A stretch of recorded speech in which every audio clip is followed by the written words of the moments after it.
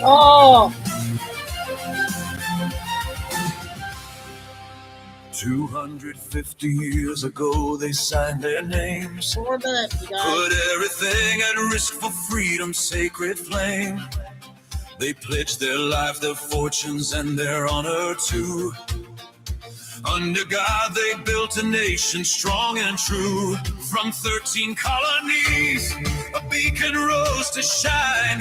A land where liberty and faith would intertwine. 250 years we stand, one nation under God's command. Though we face trials in these days, we trust in you and lift our praise.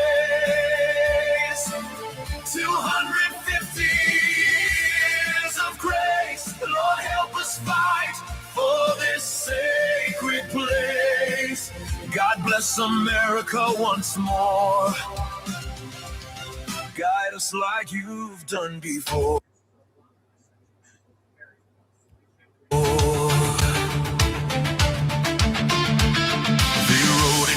We trust for all to see, endowed by him with sacred liberty. Through every generation battles came, but faith and freedom still remain. Yes, we see our values under fire, our heritage attacked by those who conspire. But we're not broken, we won't fall. Answer still to freedom's call. 250 years we stand, one nation seeking God's command. Though dark, I have to stop it 1 second here, so I don't get. this tries to steal our lives, we hold to what we know is right. 250 years of praise, we'll honor this, our sacred place. God bless America, restore the vision of our founders'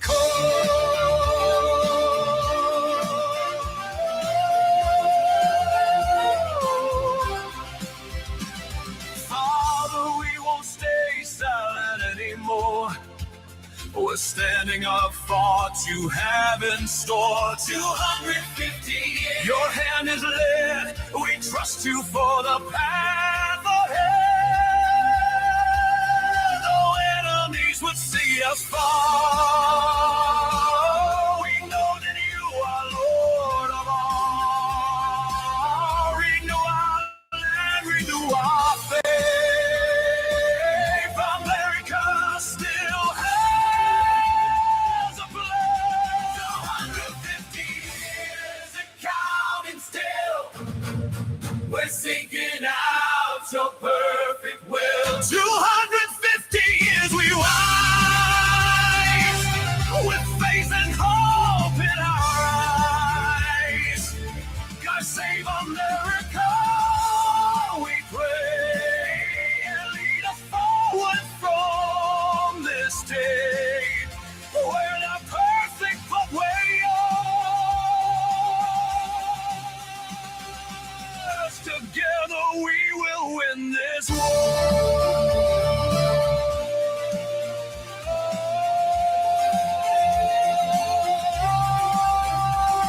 250 years, the best is yet to come.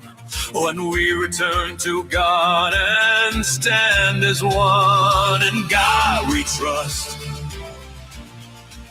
We'll say it loud.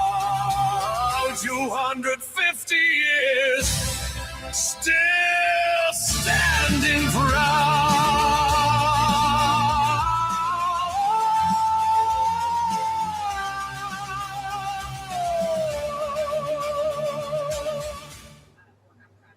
Who's coming? Amen. God bless America. 250th coming soon near you in less than 30 days. Hold on, I got to turn the TV down.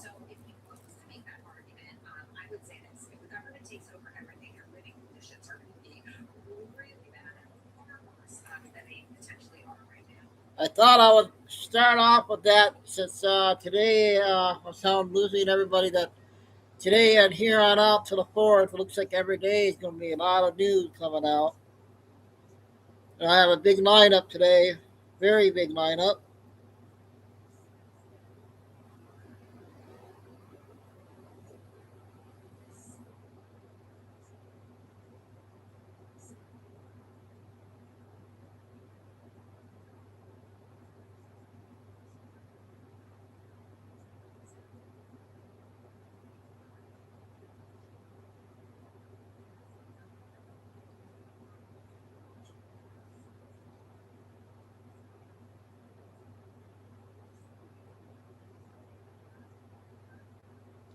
So how's it going, Paul? I had some stuff from Ohio in the water last week. I don't know if I can't remember. I thought you were from Ohio.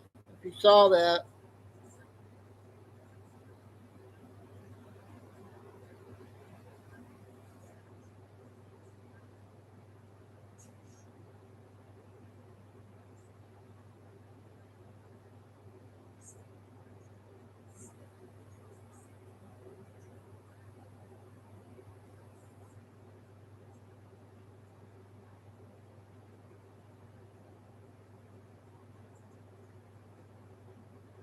Well, we'll see how many we'll get in chat here on the midday news here. Everybody's at work.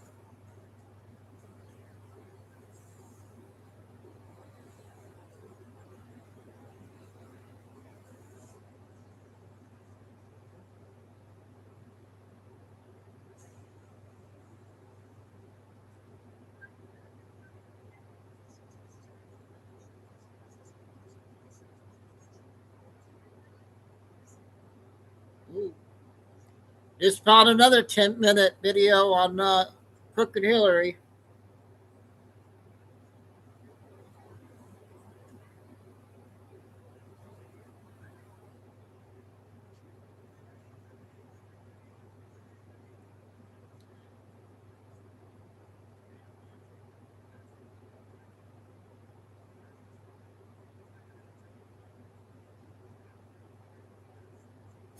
So we got a Mel video spots. We got two of them. Her single show for an hour and Mel and Holly for 40 minutes. We got two Billy Beans, one from last night is 8 minutes, and one this morning, about 12 minutes. And we got a bunch of others, the three-letter word, raid on three different types of different videos. We got the YouTube lady. We got a bunch of more other stuff. That's not including all the other short ones. So we're going to have another busy day. Wednesday might be a late one. It's shopping day on Wednesday, so we'll have a big long day today and tomorrow.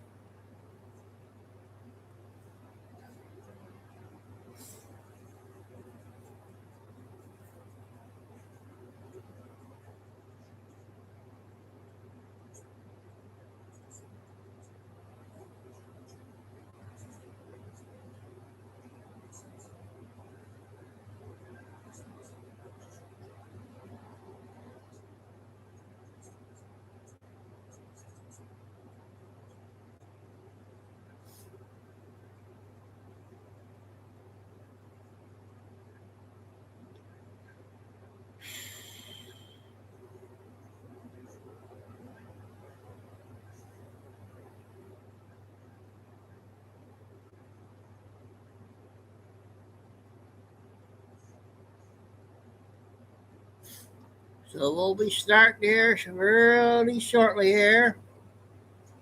Hopefully KK will be in today.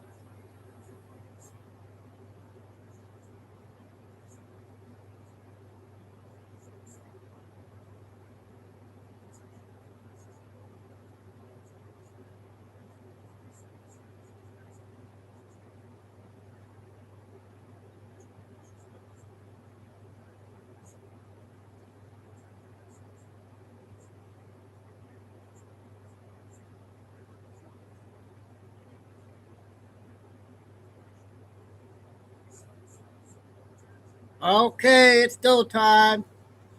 Hopefully, we'll get some more people coming in chat. Everybody's at work, so we're going to get started here.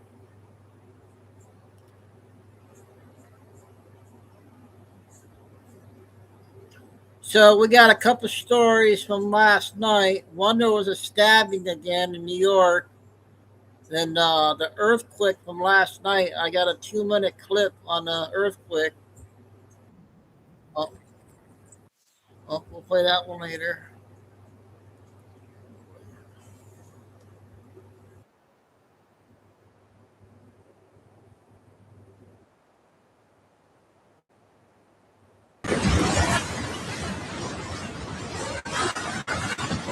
This is the Philippines from yesterday. 38101. Long day intel.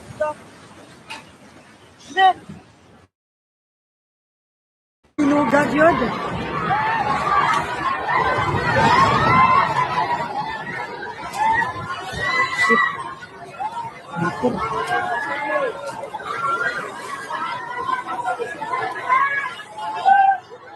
O mga kasama nato din karon si Jansa, no?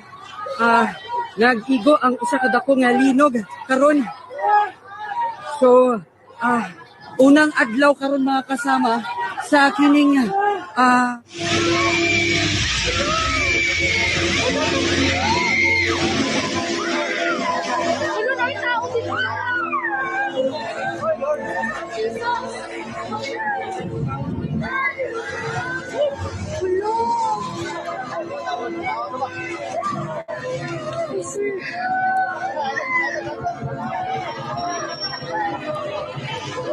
Wala, oh my God, ang kamot.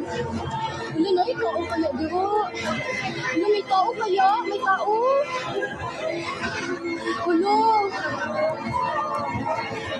Nahugno na dyan, Lord! Lord, nahugno na dyan! Lord, nahugno na dyan! Nahugno na dyan! Nahugno na dyan ang building, Lord! Bantay mo, anak. Bantay mo, diate. Ano na Russo?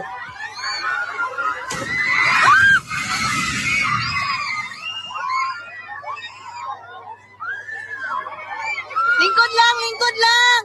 Lingkod lang. Lingkod lang. Lingkod lang. Lingkod. Lingkod lang. Lingkod lang. Lingkod lang, lingkod lang. Lingkod lang. Dali, dali.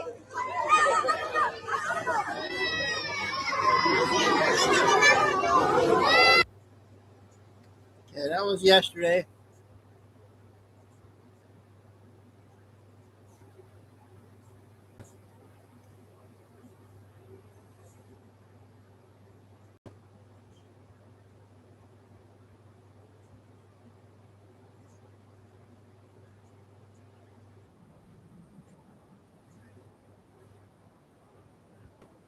Errol!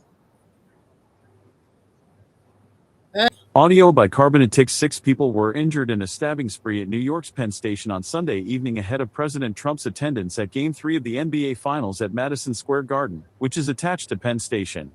What a way to welcome the president to the once great city. One person, who police believe has mental health issues, has been taken into custody, according to NBC. Amtrak said in a statement, earlier this afternoon, Amtrak police responded to a reported stabbing at New York Penn Station. The suspect has been apprehended, and an investigation is underway. Emergency crews were seen responding with stretchers to provide emergency care to victims. At least one person reportedly sustained serious injuries. One New Jersey resident, who says he was in town for the weekend, said, "Hearing all these stabbings and everything going on here, that's awful. It just makes me kind of unsafe, makes me feel like I don't want to come here no more," he added. More from Pix 11, 6 injured in stabbing spree at New York Penn Station. 0 o'clock, 15 seconds loading. Add this to the long list of violent crimes committed in New York's transit system. A string of horrifying recent incidents includes a man being set on fire in March, a shooting that killed a man on a Bronx subway platform in February, and another man being set on fire in December. And who can forget about the woman who was set on fire inside a New York City subway car by a Guatemalan illegal alien just days before Christmas in 2024? New York City Mayor Zoran Mamdani responded to the horrific stabbing, confirming that 6 people were stabbed and the alleged perpetrator has been arrested. He described the incident as unacceptable violence. Advertisement: Hide this AD. I've been briefed on the horrific stabbing at Penn Station. Based on the information available right now, 6 people were stabbed and the alleged perpetrator is in custody following a swift response from the Amtrak Police Department. My heart is with everyone who was injured, their loved ones, and all those shaken by this unacceptable violence. I'm wishing each of the victims a full and speedy recovery. I'm grateful to the Amtrak Police Department and the first responders who acted quickly to apprehend the suspect and provide emergency care. Advertisement: Hide this AD. There are currently no impacts to Amtrak service. My administration is in contact with Amtrak officials as they investigate this incident. Advertisement: Hide this AD. Or on the web, who charges the least for car insurance in Michigan? Check zip codes. Auto insurance judging panel shocked. Handling moles and skin tags is now much simpler. Mole removal load more ironically. Mamdani, just days ago, posed for a photo walking out of the 34th Street Penn Station subway station. Unlike the other peasant New Yorkers, he had security. Trending: fireworks. I've had enough, thank you darling. President Trump epically shuts down a whimpering Kristen Welker during hostile interview and walks out. Video. This is an automatic reading of the article. Okay, that was yesterday. Got some short ones here.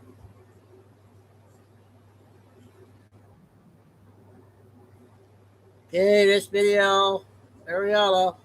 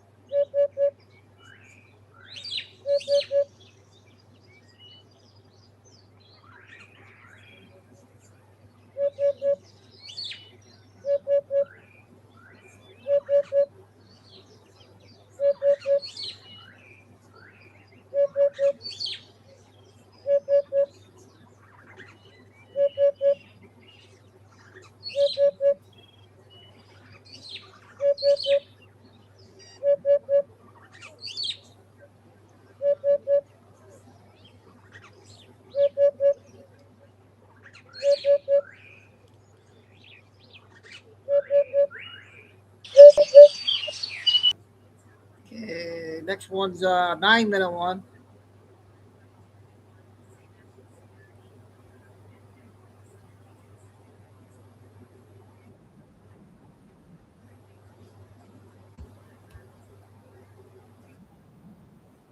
Done in 75 years of alliance history. He pulled the trigger on Canada's security, and he did it in writing. A formal White House memorandum transmitted to Ottawa this morning ordered the withdrawal of all American military personnel from Canadian soil. NORAD coordination staff, Arctic defense teams, Thanks, joint David, cyber and units, thanks for 30 days, all of them, gone. Yeah, I've This is been not doing a it for threat. over The almost order is 6 signed. years. The clock is running. Years And for Canada just responded in a way that has permanently changed the map of Western defense. But first, I asked what state what you're exactly from. did Trump I'm just Michigan. break? Because honestly, most people don't understand what NORAD actually does and why losing it doesn't just hurt Canada. It creates a hole in America's own sky. NORAD has watched the polar approach corridors since 1958. Every Russian bomber, We got a big every day unidentified aircraft crossing today. the Arctic, every submarine signature near the northern coastline. That surveillance runs on joint Now infrastructure. an hour, and another American one's 40. personnel inside Canadian installations. Canadian personnel inside American ones. Pull one side out and you don't weaken one country, you blind both of them. Trump just ordered America to blind itself and called it leverage. The memorandum gave 3 reasons. Canada spends below NATO's 2% GDP defense threshold. Canada broke with Washington on 3 consecutive international votes. And Canada has demonstrated, in the White House's own words, strategic independence incompatible with mutual defense. Strategic independence is now a punishable offense. If you want to understand what happens next and what Carney did in the 60 minutes after this went public will genuinely shock you, subscribe now and hit the like button. Because what comes next is the part every major outlet is completely missing. Here is what Carney actually did. He did not call the White House. He did not summon the American ambassador. He did not issue a statement calling for calm and dialogue. He activated something that was already built. 40 minutes after the memorandum went public, a six-way live call connected Ottawa with Paris, Berlin, London, The Hague, and Oslo. Pre-arranged, pre-briefed, pre-decided. Every leader on that call already knew what they were signing. 45 minutes later, all 6 nations released one coordinated statement, the Northern Security Compact. Now here is where it gets serious. Component 1. France and the United Kingdom are deploying joint air defense assets to Canadian territory. Not on rotation, not temporarily, permanently. Within 21 days, standing presence. Mutual defense clause with the same legal weight as Article 5. Think about what just happened. Europe just put boots and aircraft on North American soil, permanently, because America left a door open and Carney invited them through it. Component 2. Germany and the Netherlands are integrating directly with Canada's cyber defense network. Every surveillance gap the American withdrawal creates gets covered by European satellite architecture already in orbit. The blind spots Washington just opened, Europe just closed them, and without asking Washington's permission. Component 3. Norway, the nation with the most advanced Arctic military infrastructure outside the United States, is opening full joint operations with Canadian forces. Polar monitoring, submarine tracking, northern sovereignty enforcement. The Arctic corridor that NORAD was supposed to watch is now being watched by a Norwegian-Canadian partnership that shares intelligence with Washington only when Canada decides to share it. 3 components. 3 direct answers to the 3 vulnerabilities Trump just created. But component 4 is the one that stopped conversations inside the Pentagon. The Northern Security Compact includes a collective defense clause. Any attack on Canada, economic or military, is now formally designated a security concern for all 5 European signatories simultaneously. Trump tried to isolate Canada. He just made Canada untouchable. Here is what nobody is saying out loud yet, but everyone in Washington is thinking. Trump handed Europe something it has wanted since 1966, a legitimate, legally defensible, alliance-backed military presence in North America. France has sought this quietly since de Gaulle. Germany has been constitutionally cautious about it for decades. It now exists permanently on the western side of the Atlantic because the White House handed Carney the justification to invite it in. The withdrawal was designed to leave Canada exposed. Instead, it left America surrounded by an alliance it just damaged, watching Europe fill the space America vacated on its own doorstep. And the Pentagon knew none of this was coming. 4 senior defense officials confirmed separately that the withdrawal order arrived from the White House without Joint Chiefs consultation. The military didn't recommend it. The military didn't want it. The military is now managing consequences it was never asked to anticipate. 17 retired American generals and admirals released a joint statement within 3 hours. Not carefully worded diplomatic language, direct.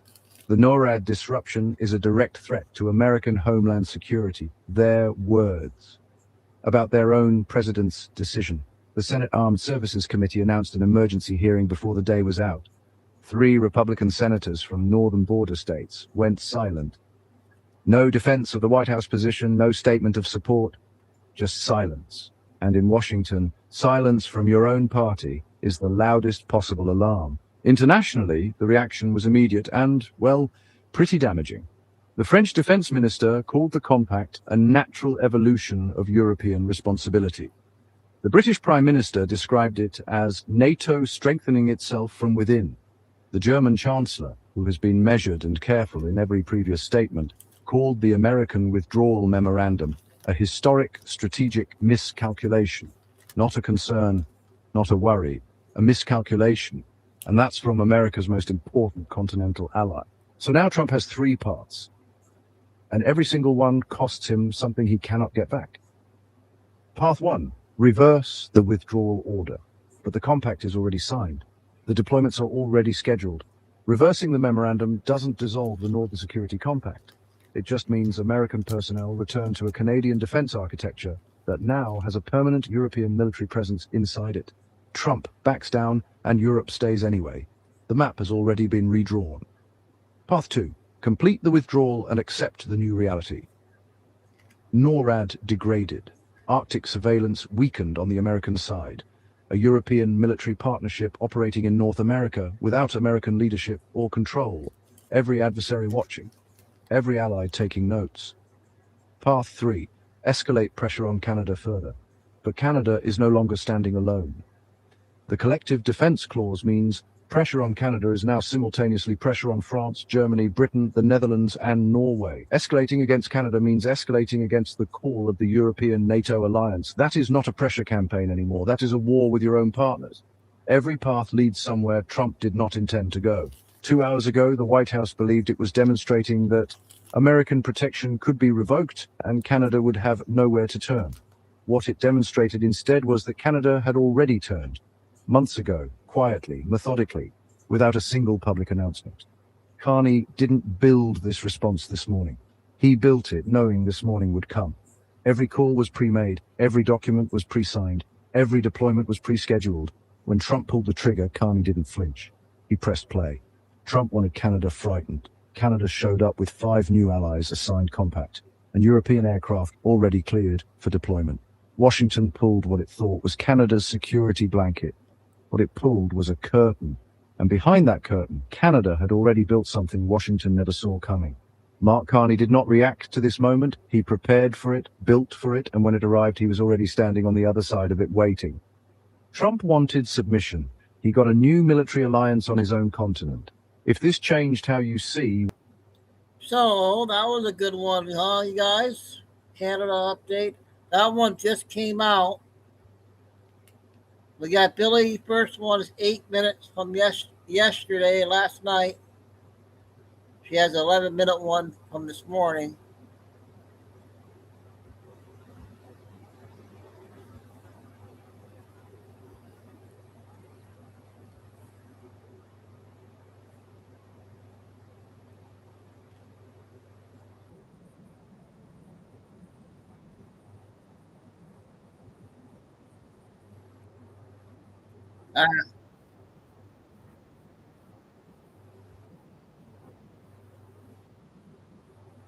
Well, I got this morning. Got the A flat update. Some of the things we'll cover. Philippines, 8.2 earthquake. Israel and Iran dust up. Cuba arms civilians. And Marines rescue kids from Hollywood. So let's get started. So we're having today, June 8, a G3 strong geomagnetic storm and CME, likely to have then auroras down to about mid-U.S. So Dutch Sense last night broke the news of an 8.2 earthquake in the Philippines, which was downgraded by some sources to a 7.8, but a very strong earthquake. And it was about 34 miles deep right off of the coast of the Philippines, followed very shortly by an aftershock of 6.5, 38 miles deep, followed by multiple 4s and 5 aftershocks. And many houses have collapsed in certain areas of the Philippines. Yeah. And so far, we have reported 19 deaths with 140 injured. So it would be good to be in prayer for the Philippines. Also, about that same time, we had like a 6.5 in the Russian peninsula, Kamchatka. That's right off the coastline of Alaska and the Aleutian Islands. And right after the earthquake in Philippines, then we had news about the South Korea stock market. opening and then within minutes falling 8.4% with trading halted. And what was going on was a major sell-off of AI big tech stocks. So that's going on. We have this from U.S. Intel, Cuba. Yesterday, passed out guns to its civilians and tells the Cuban people to prep for a foreign invasion. Now, this follows in the past 48 hours, the U.S. military with the Ecuador military coming against multiple cartels. It's unknown if there's a connection there, but right after that happened, Cuba passes out guns to its civilians. So that's going on. We had yesterday a dust-up between Israel and Iran. Now, it appeared to me to be a setup by Iran, who prompted the Hezbollah in Lebanon to bomb Israel. Then Israel, in self-defense, responded. I'm 52 years old. Last month, I caught my wife crying in the bathroom because I couldn't get hard in bed. She wouldn't even look at me anymore. We're basically roommates. Prior to that happening, Iran said, if Israel hits Beirut, Lebanon again, we're going to hit Israel. So that happened, and then Iran launched like 5 waves of ballistic missiles into Israel. We understand that many of them were taken down by the air defense in both Israel and Jordan. Prior to that happening, we had many U.S. military KC-135 refuelers taking off from Ben Gurion Airport in Israel. We also saw a major hit by Iran on Haifa. We also saw Iran's proxy in Yemen, the Houthis, favorite ladies, also launching missiles against Israel. Everybody likes. We then saw Israel hitting Iran in Tehran, the capital, Isfahan, Shiraz, Tabriz, and other locations inside Iran, hitting 2 petrochemical companies that supplied certain chemicals to the Iranian military. So that happened, and then Iran then responded again against Israel. Israel responded again against Iran. Finally, after about 6 or 7 hours, maybe 8 or 9 hours, all is quiet. Iran's foreign minister, Arachi, says the U.S. is to blame, although prior to these hits being exchanged, President Trump, in a phone call to allegedly to Bibi Netanyahu, had said would not participate. However, it's believed the U.S. did assist Israel with air defense. So that's going on. And we have this. So we have, and the IRGC has yesterday threatened continuous hits on Israel to last up to 7 days. Qatar has closed their airspace June 7 through June 14. So that's going on. And Iran, late last night, about 9 p.m., said a deal with the U.S. is no longer feasible. So that's going on. And now I'll give details on a U.S. Marines rescuing 6 American children, ages 6 to 12, from a Hollywood actor or producer, someone associated with Hollywood, had this 6,000-foot plus home in Long Beach. And we have details on the rescue. When the Marines went in to this home and found the kids in a dungeon, they found dungeon walls plastered with posters of Jeffrey Epstein, a well-known pedo. And it's coming out that the U.S. military and other sources believe that up to 85% of Hollywood's elite are pedos. So we had 14 Marine Special Forces on Thursday. The U.S. military had put forth a cover of up to 2,000 Marines operating in Long Beach and adjacent areas in an urban training exercise. The cover was so the Marines then, who were definitely armed, in a training exercise, the other Marines were not armed. But these Marines were armed and also then went into the ultra-wealthy area of Bluff Park in Long Beach.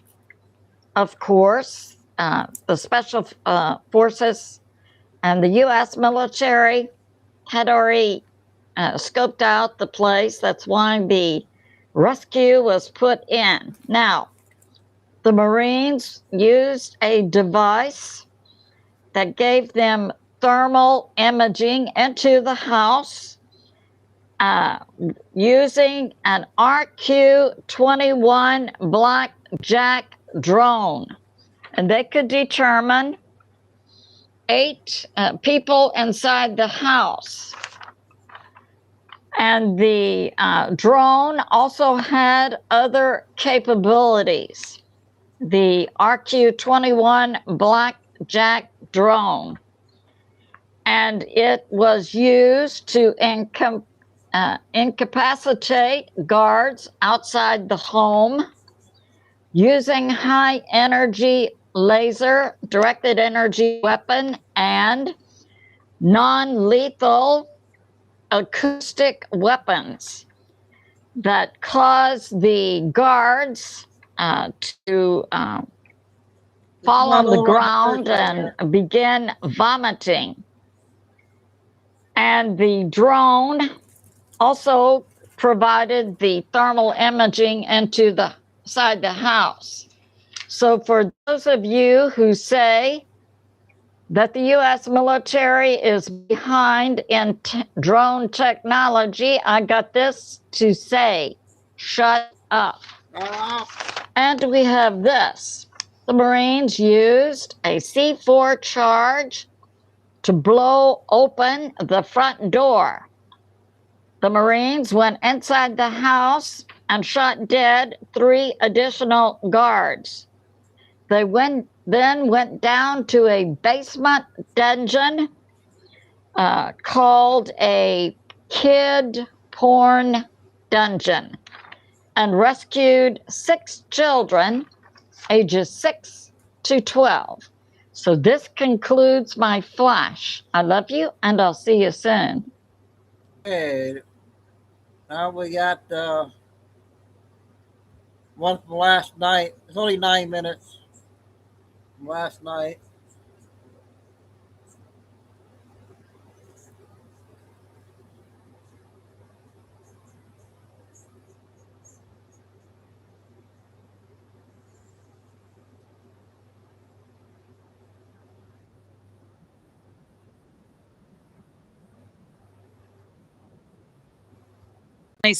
Time, and says about 8 p.m. A flash update about the exchanges today between Israel and Iran. So it appears that Iran was doing a setup for Israel. Iran said to Israel this morning, or in our time this morning, you don't hit Beirut, Lebanon, even though Iran's proxy Hezbollah was bombing Israel. But Israel did respond and hit Lebanon, the Hezbollah. Then Iran opened fire on Israel. So we have from Enforcer today that Iran launched 25 medium-range missiles that had a range of about 900 miles toward Israel, hitting Israel and near Haifa and other locations. And their target by Iran was Haifa. Then we had Benjamin Netanyahu on a phone call to President Trump, seeking permission from the U.S. for Israel to hit the power plants in Iran. President Trump's response was to work through a mediator to contact Iran for Iran to stop and come to the table for talks for stopping all of this. From 2CTV. So then this morning, after Iran did the setup to Israel for Hezbollah to hit Israel, then Israel hit Lebanon, the IRGC had an emergency meeting and came out and said they had decided to put in place Operation True Promise 5. Meanwhile, in Iran, we see the People's Resistance Group called the Immortal Guard continuing protest all across Iran. And this is another indicator of how weak Iran now is. It's believed that all of the militias it brought in early January, February, March to kill Iranian citizens in the street for protesting are now gone back to their countries, Iraq, Pakistan, and Afghanistan, because the IRGC cannot pay them. So we see protests led by students happening all across Iran. I submit maybe a reason the IRGC did the setup for Israel, for Hezbollah to hit Israel, Israel hit Hezbollah, and then Iran to hit Israel today, is for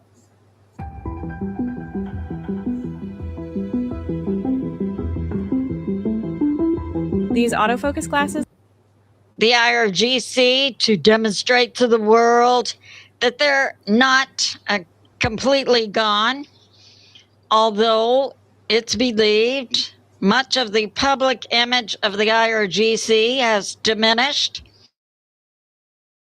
The IRGC cannot put down protest by its people. So that happened. And more information coming out from Israeli News Live regarding what's been well sourced, that Iran, it's believed, has 7 to 20 nukes currently.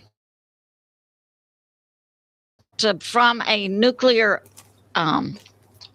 expert, that when you test nukes, what you're actually testing is the explosive you've put together to then juice up the nuclear material.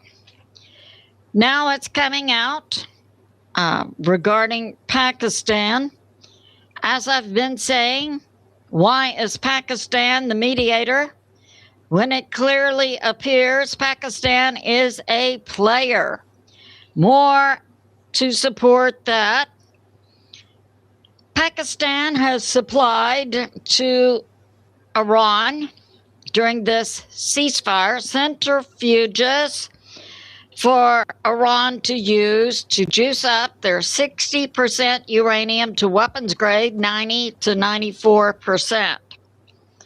And also it's coming out that it's likely Iran has 2-stage nukes, and that Pakistan has in its possession a Chinese H-bomb, 300 kilotons, which has been seen in the past by the US CIA.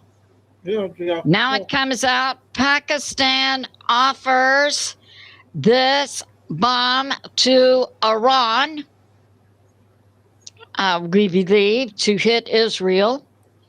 So that's going on. We're also hearing the 11th Arctic Special Forces will join with the 82nd Airborne Special Forces to do some type of special force activity in the mountains of Iran. One source puts forth that these special forces plans may involve something like a Maduro extraction for the president of Iran, Pezeshkian, or Ayatollah number 2, Mustafa Khamenei. So that's going on. Now we have tonight from U.S. Intel. Qatar has closed their airspace effective today through June 14. Iran has closed their airspace. And there was another phone call between, allegedly, Benjamin Netanyahu, but definitely of someone from Israel, to President Trump, for Israel to state its position that it plans to make a major hit on Iran in retaliation for the 5 waves of missiles Iran launched today against Israel. President Trump's response: the U.S. will not participate. So this concludes my flash update. I love you, and I'll see you soon. Okay, we're caught up with Billy now. All right, it's Nell time, you guys.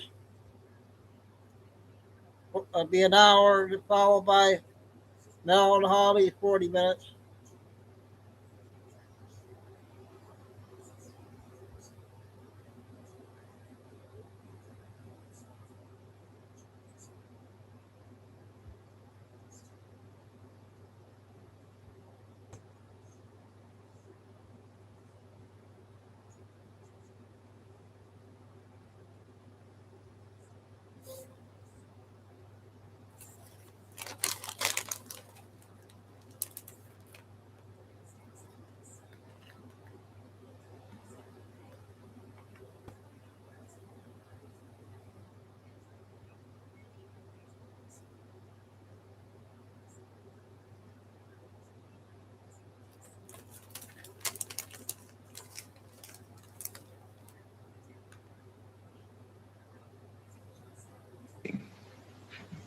Okay. Share video. Welcome, welcome, welcome, ladies and gentlemen. It's Wacky Wednesday. Boy, does it come around pretty quickly. So I have noticed that they haven't dropped Holly's video yet. So this is an opportunity for all of you to catch up from the recording that we did last Thursday. And boy, was it a humdinger. So I'm going to share a little bit about that. Not all of it. To support Holly, you will need to go over to the show and catch up with all the other little bits, but I'll give you the grunt of it, ladies and gentlemen. Well, welcome to everybody. I see quite a few people are still popping in, and what an absolute honour and privilege it is to be here every single day with all of you. So let's focus on, of course, the JP Morgan. We touched on this a little bit last Sunday, but I wanted to bring a couple of extra things to your attention. Now, JP Morgan have just opened up 8 branches in Iowa. And we know that Iowa is very, very important, especially during Trump's first term. He came up to Iowa, went to Iowa, and the big focus, of course, on the John Deere, the tractors, and the agriculture. This, of course, is a representation of the NASARA Act, so to speak, and how it all incorporates with Iowa. Well, Iowa is the largest, let me remind people, this is the nation's top producer of corn, pigs, eggs, ethanol, biodiesel, and of course agriculture. So boy, is it a very important state. But 8 branches. You got to ask the question, I don't think ladies and gentlemen. They are going to be hosting free workshops in topics like budgeting, credit savings, and connecting people to the right financial resources for their unique needs. JP Morgan are making a few big moves in Iowa. They're supporting the future of farming in Iowa. And as I said, they're calling this the Iowa Evolution. This is to... The date shows yesterday, so 6/7, so it's got to be the new one. Do, of course, with the autonomous tractors, the reinventing of agriculture processes, and of course more sustainable methods as well. Yes, remember this one? And that's just been in the last couple of weeks, but that's not the big humdinger. We're getting to the humdinger. What else is JP Morgan doing? And the reason we also focus on this is because JP Morgan are like the linchpin of the quantum system. And they have been in the background, of course, getting countries such as Iraq up to speed when it comes to their platforms to do their currency swaps and currency exchanges. So keep an eye on JP Morgan. But they're also talking about new philanthropic investments. This is how to invest, of course, your great transfer of wealth into philanthropic investments. Now, they're building on the firm's JP Morgan, but their theme for all of this was very exciting. It's called American Dream Initiative. Boy, did that give me goosebumps. It will help connect the entrepreneurs because you become an entrepreneur once you receive your wealth, and to capital networks and resources need to start, grow and hire, and supporting very big focus again on small businesses. I spoke of this quite some time ago when I was going through the reflections of Australian banking updates and how those banking updates were very much focusing also on that of small business. When I did speak of the humanitarian projects, the algorithm for small businesses has also increased. So what we thought was small businesses are not that small. So keep that in mind. But here's the humdinger of the last week and a bit. There has been rumours, of course, in the GCR sector. And what happens there is that we actually like to have these rumours verified or validated. So this was the biggest validation, I think, that I released on Holly's show, as I said, on Thursday. But here it is. Movement of Tier 1 banks. Now, understand this is not to do with the government payments or anything like that, but they are attached. So your Tier 1 banks support the governments through, of course, the central banks and that as well. So understand the importance of this in particular. But on June the 1st, the leading financial services firm based in the US, that being JP Morgan, had $4.9 trillion in assets, $364 billion in stockholders' equity as of the 31st of March. The list leading investment banking financial services for consumers, services, wholesale companies, they are the biggest in the United States, and they are also global, hence why I mentioned that they are also helping with that of Iraq as well. Well, what did they do that makes it very, very interesting? Well, they redeemed all 2 billion of its preferred stock. Now, for the most people, we don't really understand what preferred stock is. So let me give you a little update, and then we can come back and tie this all together. Now, a class of stock, so a preferred stock is a class of stock that is a type of equity that represents ownership of a company. So these preferred stocks were, of course, owned by those who hold those stocks as ownership of the company, JP Morgan in this case, and the right to claim income from its operations. A preferred stock has a higher claim on dividends other than the common stocks that we purchase on the market, okay? Now, this is what I need to point out to people, why this is so important, is that in the event of a liquidation, preferred stocks are paid out before common stockholders, but after bondholders. Okay, I'm going to repeat that one again. In the event of a liquidation, preferred stocks are paid out before common stocks, but after bondholders. Preferred stocks have the characteristics of bonds and common stocks. Understand, ladies and gentlemen, they redeemed all 2 billion of its preferred stocks.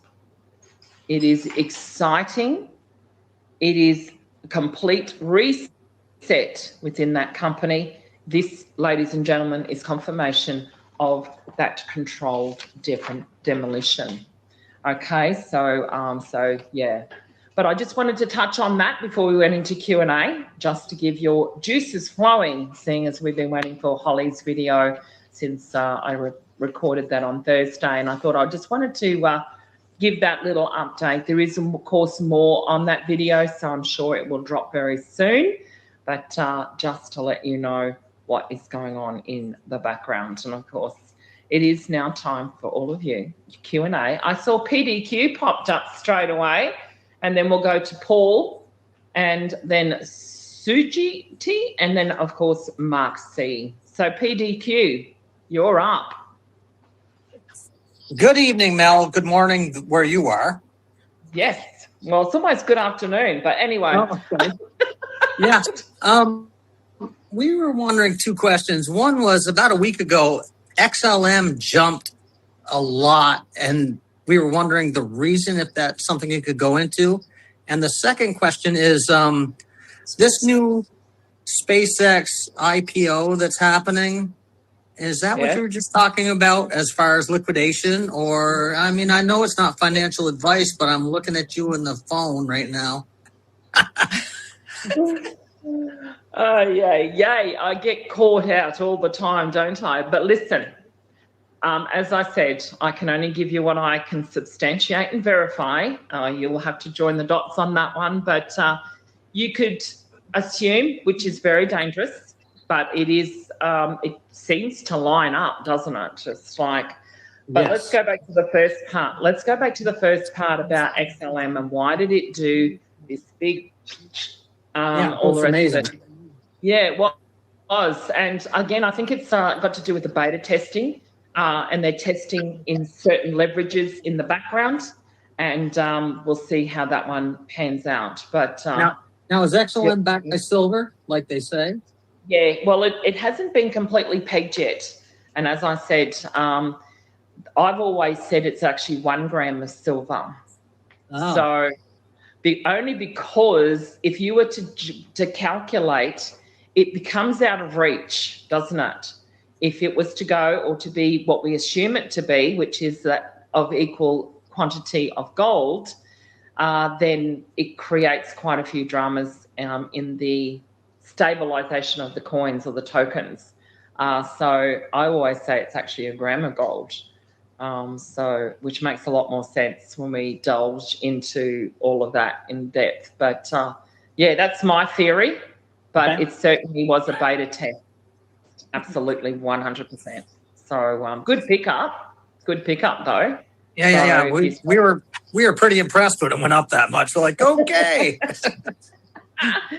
Look, I remember back in the illustrious lobster days. I know people don't like it and all the rest, don't want to hear about it, but in lobster they had beta tests very early on as well, and they had these huge fluctuations. We saw our accounts go to thousands and thousands of dollars from $50, and again, like I said, you know, these are what they call beta testing, and they link them and all the rest of it. So we've been a lobster for years and years since. Yeah. Anyway, keep going. Thank you. Absolutely, but you can join the dots. Paul, how are you? Paul was there just a second ago. Did you check on the IPO? I'm sorry, I was just asking about the IPO about SpaceX. Yes. Yeah. Yes. I'm just going to say yes to that one. Okay. All right. Love you. See ya. Like I said, you join the dots on that one. You can join the dots on that one. So Suji T. I saw Paul dropped out. Poor bugger. If you're still there, Paul, just pop back in, and the girls will let you loose. But okay. What about Mark? Mark C. Demner. Nobody wants to talk. Nobody wants to talk to me. Frosted Cupcake, you know how to roll. Frosted Cupcake, how are you? Hello there. How are you?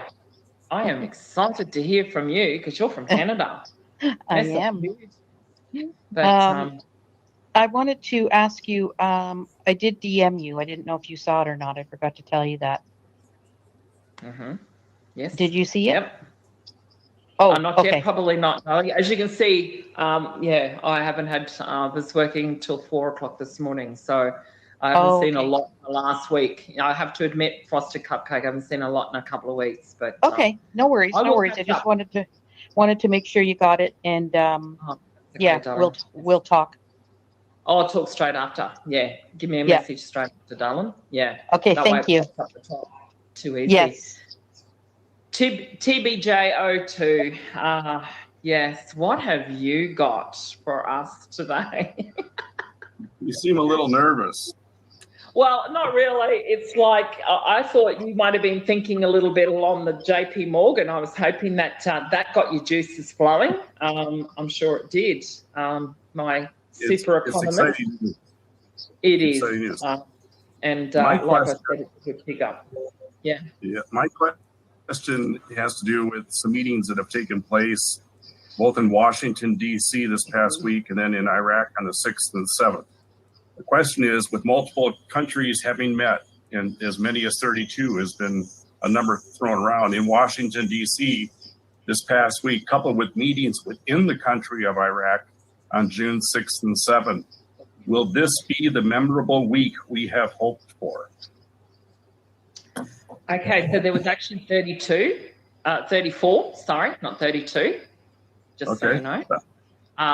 2 of the countries probably won't be mentioned, or representatives won't be mentioned, but there was 34, just so you know.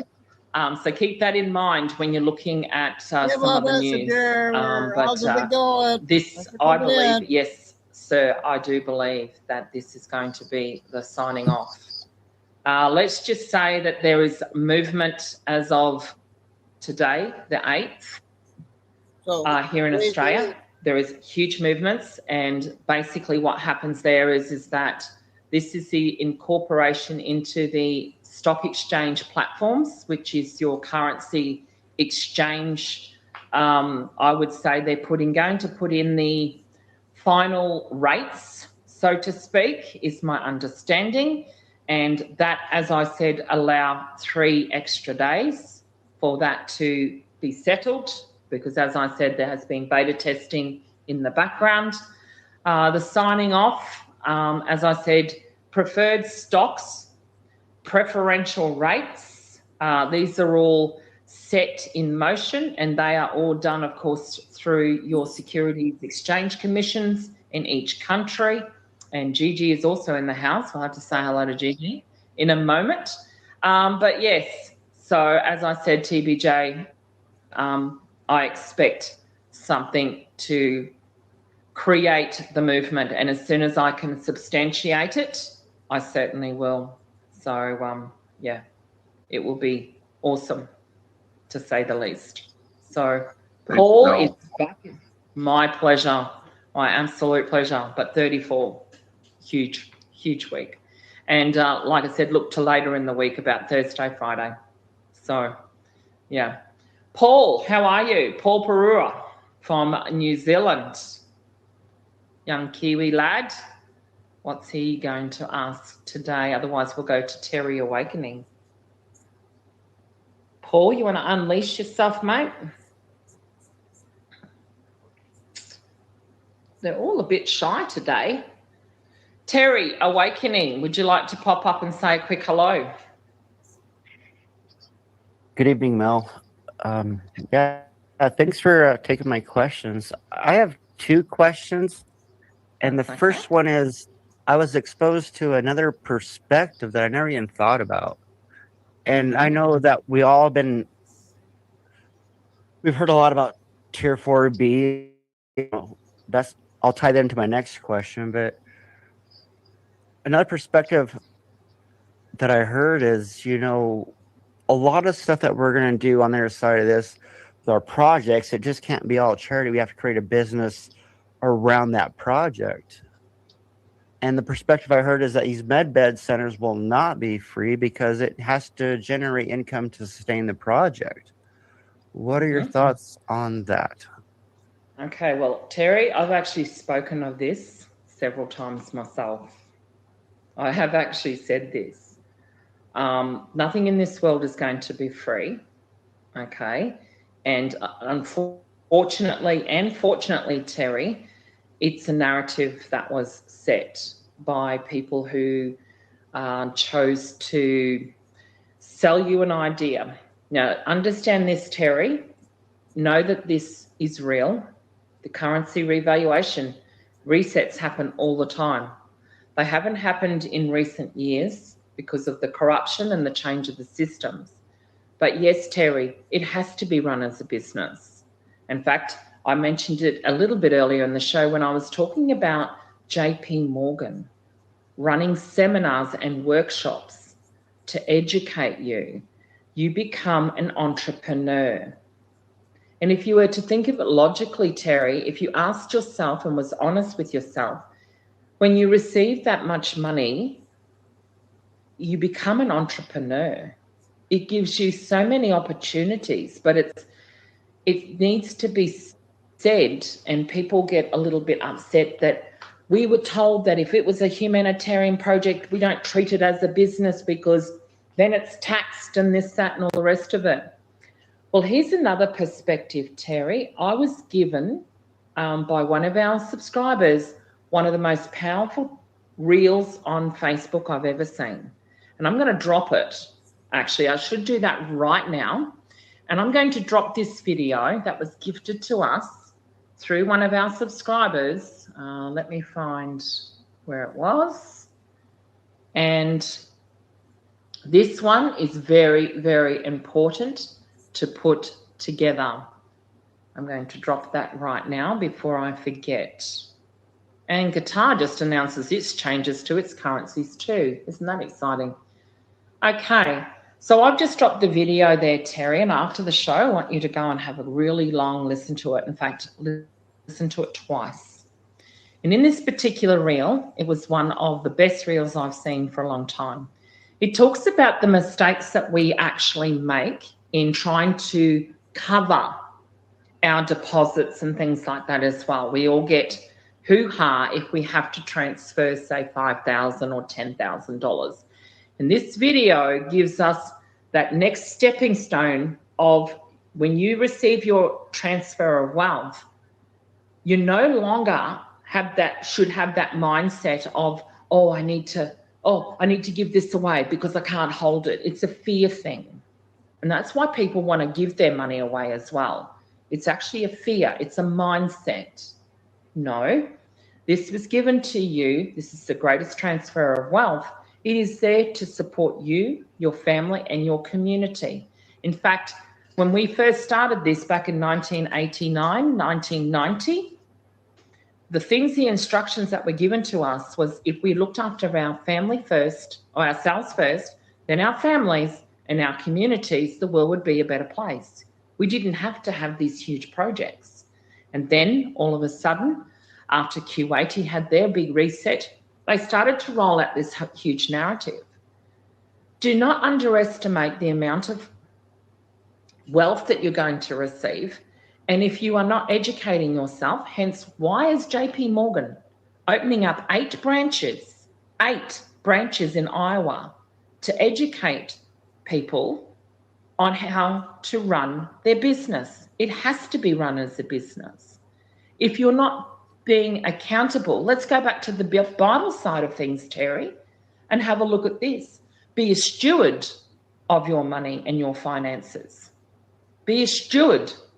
Have stewardship. And these reflections are actually coming through. In fact, I spoke to a gentleman from South Africa for a very short time, but him and I are going to be doing a Yubi together, and I'm going to share his prophecies on stewardship that came through just yesterday, and he shared them with me. And I think it has to be said, Terry, that, and I have said it, I said it on the humanitarian group. Did I get criticised and condemned? Yes, I think we lost 500 people that next week because I talked about that. The honesty of it all is, Terry, that we have to be stewards of this money. We can't have fear set in our minds that we have to give it away because it's too much to have in our account. Ladies and gentlemen, I highly recommend that video that I just dropped from Facebook that was gifted to us by one of my most powerful girls in the followers, sent me this video, and I gave her a boom shakalaka because this video is going to be very, very important for your mindset moving forward, so that when we do our exchange, we don't spread it over 3 accounts. You don't have to, because he actually educates you in this particular video by us trying to hide our wealth is actually classed as money laundering, because the system, and I've said this before as well, the system doesn't allow or make allowances to say that you're a widow, for instance. 35. I think he uses the example of a widow who's very nervous. She's trying to deal with the death of her husband, and she just starts spreading the money everywhere. The system classifies that as alarms or frauds. And once you listen to this video, you may have to listen to it again and then reconsider your mindset on how we distribute our funds, so to speak. So it's a very good video, Terry, but yes, it is a business. And yes, I have already talked about those things. And med beds, as I said, if they were deemed to be free, happy days, Terry. But I've always said things in life are not free. And that's the reality. That's how it is. When I had that conversation with another beautiful person, it changed my perspective a little bit, and I thought about it. And that's why I brought it to you in your channel right now so other people can hear it, because it ties into the 4B narrative that we all been brainwashed or indoctrinated to believe all these things, you know. And it ties into, you know, bigger banking world. Tier 4B doesn't even exist. It's tiers 1, 2, and 3. And also, you know, it was never meant for us. And I've come to learn that if you're not part of a group or an organization, you don't have an SKR, if you can't prove your provenance, you know, the chances are pretty slim that you're going to be able to go to an appointment and get what you thought you were told. You know, it's going to be more controlled than we even imagined. And Yeah. you know, Well, I'm so working. it's just crazy when you start dissecting. When you start hearing other people talk about their perceptions and different ideas, it makes complete sense. I mean, how do you unleash? Let's just say there's 10 million people in the RV movement. How do you unleash 10 million people with that much money without some kind of control mechanism to not crash economies? You know, like there has to be something more controlled. So I really hope everybody's prepared to be. Don't be sad. Just be grateful that you got something out of it. You know what I mean, Mel? Well, Terry, you stay right there. No, don't unmute yourself, Terry. I'm going to chat. We're going to have a little chat. You and I are going to have a chat. And it's very, very important that, Terry, you understand this. I have said this is why I call it a controlled demolition, Terry. And I've said Jasara will be released in different countries in different ways. And the Western countries, I believe, are actually going to take a little bit of more of a hard knock when it comes to this, because we're so used to having these high wages and things like that as well, Terry. And here's another little addition to what you've just shared. What if the wages were going to come back into comparative to the 1955 prices in America, which is 1974, I think it is in Australia. And the wages went from, say, $50, just as an example, down to $28. The Western countries are not going to be wanting to go, wow. They're going to go, wow. But in the hindsight, in the non-Western countries that have been revaluing their currencies are going to have a boost, and rightly so. They're the ones that need to come up to the Western level. So we, as a Western country, will have to bring our little selves down a little bit, whilst the other countries come up to a level playing field. There's more to the level playing field than what meets the eye, Terry, and this is why this conversation coming from an actual member, and thank you very, very much for sharing this, because I have touched on it on several occasions. And as I said, I've never hidden from it. I have gone around it. The second part to what you was just saying, Terry, was actually talking about provinces and things like that as well. I am working in the background, Terry, very, very closely and hard to work out how that we are going to actually do that redemption. And I have touched on this before, Terry. What if it wasn't deemed to be the way that we have been indoctrinated to? What are your plans? So, Terry, are you aware that of how to establish an actual province? Because if you were to go to an actual roadmap, there is actually provinces within cities and towns. So if you were to look at a street map, an actual street map, there is actually provinces. And they create that as, my apologies. So I'm on a call. So those things actually do come into play. And this is where I'm sitting right now, because as I said, I don't hide from this at all, Terry. I have said many times, what if it was not deemed to be what the gurus have told you? Because the gurus have only told you because they're all in tier 3. And I have said this before, Terry, and I'm not going to shy away about saying this. They don't really give a shit about tier 4B. They really don't. Because they're all going to disappear, apparently, after they get their NDA. They're all disappearing. No, the NDA that they're going to be signing is not for them not to be able to share with you what's your next steps. The NDA is based upon their rates and their amounts. If they choose to go away, so be it. They can go away. I don't intend to go away. I've said that I will be here to cross the finish line with all of you. Now, honestly, ask yourselves, ladies and gentlemen, because this is coming to Crunch Week. I just told TBJO2, this is Crunch Week. I've just validated that there is movement in tier 1. I have validated all through this whole movement, always. I do not listen to rumours. hearsays, and the gurus will never have me on their show because I will call them out, Terry. I will call them out every single day because nothing they say is substantiated. Nothing.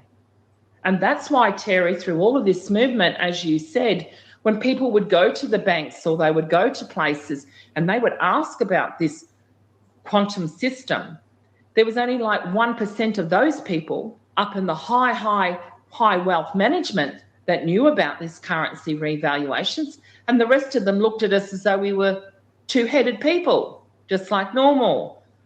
And you're right, Terry, unless you were part of a group, you said it, not me, unless you were already part of a group, this was probably never going to happen. But however, it can happen, and there is means and ways that it can happen. I have mentioned it before, Terry. I have said you can have your currencies, that being those $100 trillion notes, they have to be verified and validated at a very special trustee bank. I believe that's in Dubai. I think it is, not Dubai, somewhere, but I will find it and I will show you. But you are going to receive your generational wealth in different ways. And again, Terry, I have always said too that, ladies and gentlemen, don't think it's going to be handed to you on a platter. You're going to have to look for it. You're going to have to search for it. You're going to have to fight for it. Just like everything else we've had to do. Do not think this is going to be handed to you on a silver platter. It's not. It's the same with medbeds. What do you think so far? It's quite ironic too, Terry, that I have actually said about these medbeds for many, many times. Half hour left. It's interesting that the 1.5T MRIs that I keep talking about, which is your integration, they are not the medbeds, no, but they are the integration into a higher frequencies before they send you out off planet and things like that as well. But do people listen? No, people will judge me. That's okay. But that I can only substantiate what is in front of me and for all of you. That's why I do what I do, Terry. But you're 1,000%. But the currencies, I touched on preferred stocks. I also touched on preferential rates. I have talked about this for a very long time.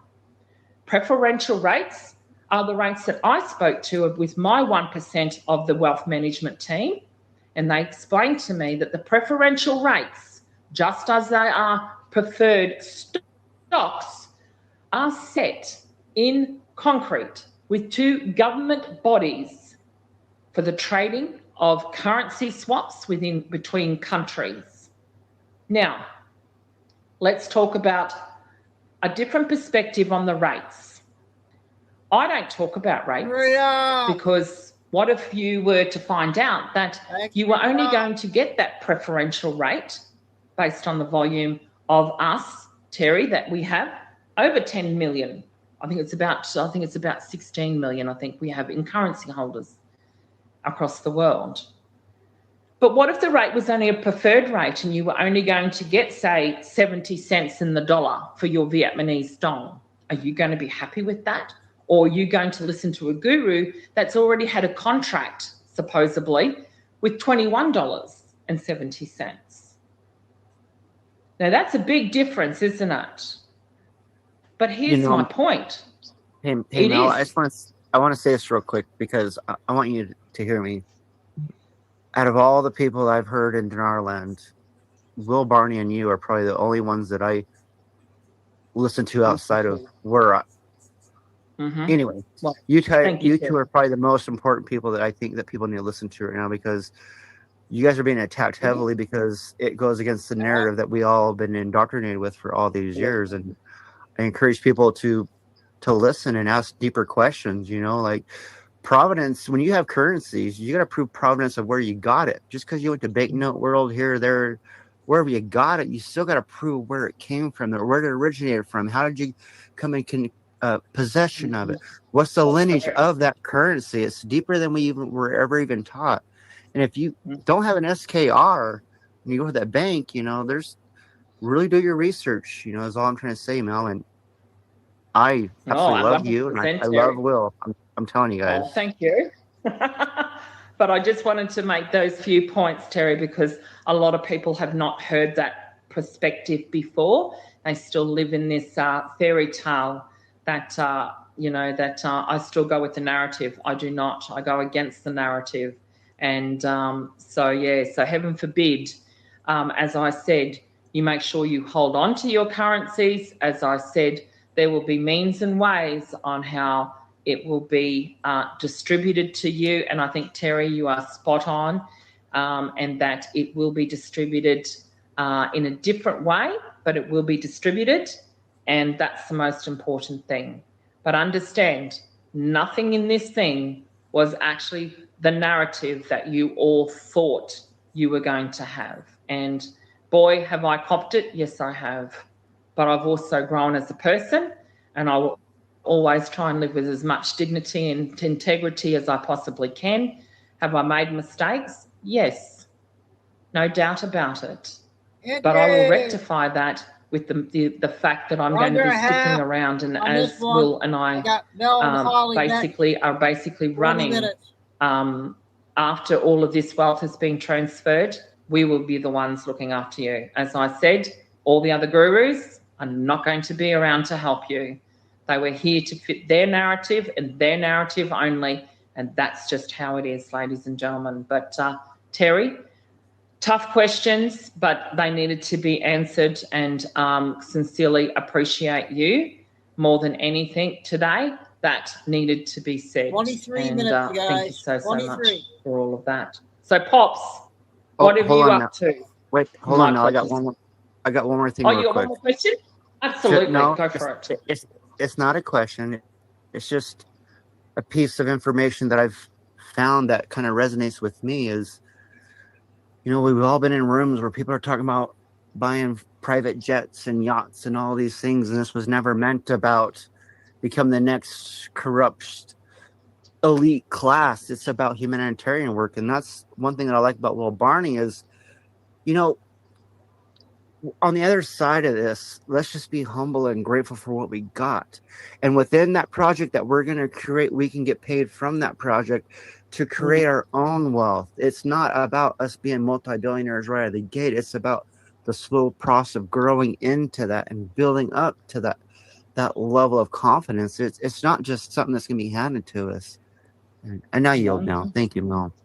Oh, and like I said, honey, it's all about the growth, isn't it? It is, Terry, 1000%. Yeah, awesome. We'll have to catch up another time. I love those kind of big conversations. So, all for truth. How are you? Well, how are you doing? I am superb. All the more important listening to you. What have you got for us today? You always swing another one as well. So give it to us. Lay it down.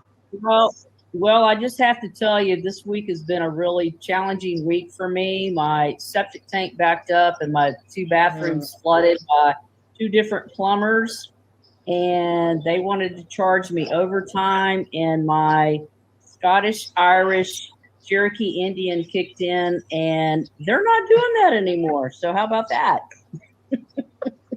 But anyway, oh, you're a treasure. You're an absolute treasure. Anyway, what Terry is saying, he's right. Will Barney, I actually listened to him. I guess it was, I don't know when he had his thing, but he was talking about the med beds, and I wanted to piggyback on that. Because people got to understand, if you truly believe when we go to the Redemption Center and get an appointment for a med bed, how many people are in this world? There's a lot. So they've got to build these med beds. It's going to take time. So the ones that really, really, really need them are going to be the ones that need. So if you think you're a humanitarian person and you're going to walk in 2 weeks or 4 weeks, I don't think that's going to happen. Nope. It's not going to happen. I mean, he basically said it could be 2 to 5 years. And people got to understand that. Yep. So, we just, I don't know how you feel about that, but maybe you could make a comment, and then I want to make another comment about silver So do you want to go ahead and Yeah, comment on that? absolutely. Yeah, because as I said, again, I think there's layers to this. That's why I focused on what were the alternatives that we could see right now. And we are seeing, and I've heard many stories. There were stories coming out of Italy about a lady who went through a 3.5T and was feeling much better than what she was before. I actually discussed this yesterday. We were talking about those who are in situations where their life is like within months or weeks or days of passing. And I explain it this way. And this is another one of those tough ones that we're going to talk about. And this is that it's their journey. Will they be coming back in a different form, so to speak? Or are they just not meant to go the next journey? We don't have control of that. Only the man upstairs, the universe, the creator, they're in control of all of that. It is a tough one. Does it hurt? You better believe it. I've got many people around me that need it right now. Many people, very close people that need it right now. But it's not their journey. If it's not their journey and they do pass and their soul remains, then that's how it's meant to be. But understand that this journey is not for everyone. It is not for everyone. We've been told this so many times. The med beds, as I said, we are not ready for the med beds. And I think Will Barney's absolutely spot on. It's 2 to 5 years away from where we are right now. But I've given people options to look at, to focus on. Focus on what you can substantiate, what you can see, and what you can do right now. Like I said, we've got many. So, what's your opinion on that? What she just said, you guys? Do you think that's true, or just nobody knows what's going on anything? That's why all these podcasters think that they know everything. Every single podcast talking about. That's why I stick with the intel. But this time, stop that what she just said about the med beds. So get people's opinion on it. Yeah. Like I said, we've got many countries that are going back to their traditional medicines to heal themselves. We're already seeing in this movement, especially in the last 3 years, I see this movement and I go to many homes where people are making their own bread from the best ingredients they can find. Looking after yourself is the most important thing. Everything else is out of our control. That's why the people that talk all the stuff that they think that they know everything, there's only 10 people in the world that knows everything. 10. Not those special people that is on every day and all that. They think that they know everything. They're just taking people's money, their membership money to follow. That's all they're after is the money. That's why my channel is free. You don't have to pay nothing. We can only control our mindset and what we have in front of us. And that's the most important thing. And until such time as we actually see physically these med beds, and as I said, the alternative as far as I'm concerned is the 70s and progressive ones as we go through. But there's also changes in the medical sector as well, all for truth, and I brought this up, where we talk about things such as Alzheimer's, and it's a gut issue. I had it confirmed by another naturopath just the other day. Everything that we thought were diseases or cannot be cured can be cured because it's in our gut. We have a gut brain and our actual brain. So we have 2 brains. Okay? So unless we're focusing on helping ourselves and stop focusing on the med beds, because I even see people having comments, and they're just outlandish comments like, oh, I can eat this junk food because the med bed's coming. Well, that's a pretty poor excuse when we don't know when the med beds are actually coming. Are we actually fully ascending to go off planet? We have experiences that we do shoot up and down. Absolutely. There's no doubt about that. But the reality is that for the majority, we have to focus on what we can see right now. And the only things that I can substantiate, as I did with JP Morgan today, is the same with the med beds. There is other slight alternatives. I spoke to a lady the other day about the bowls and how that healed her back because she focused on the healing of the bowl and that healed her. Okay? We can't just sit back and just wait for the med beds. We have to live and live abundantly. And when we say abundantly, it doesn't necessarily mean we're waiting on the money either. Abundance is joy, love, happiness, all of those things that we need to focus on. But we certainly cannot focus on the med beds per se. So very, very interesting. And congratulations, I believe, on a fantastic show that Will Barney did over there on the Humanitarian 2 chat as well. What an amazing, amazing guy. And yeah, looking forward to catching up. So my other thing is, let's just focus on what you're just talking about right there. My belief, and I certainly don't know if I'm correct, and I don't know anything. I'm just going from a gut, but I cannot believe that we're going to walk into a redemption center and we're going to be given billions of dollars at one time. I think it's going to have to be tranched. Don't you agree? 1000%. I think as I said, I have explained this briefly, that if you are holding a bond, then it will be treated as a bond, and where you will get paid dividends over a period of time. That is a form of tranching, and I'm in agreement with that. Again, does it sit in a fiduciary fund until such time as you've gone through these workshops?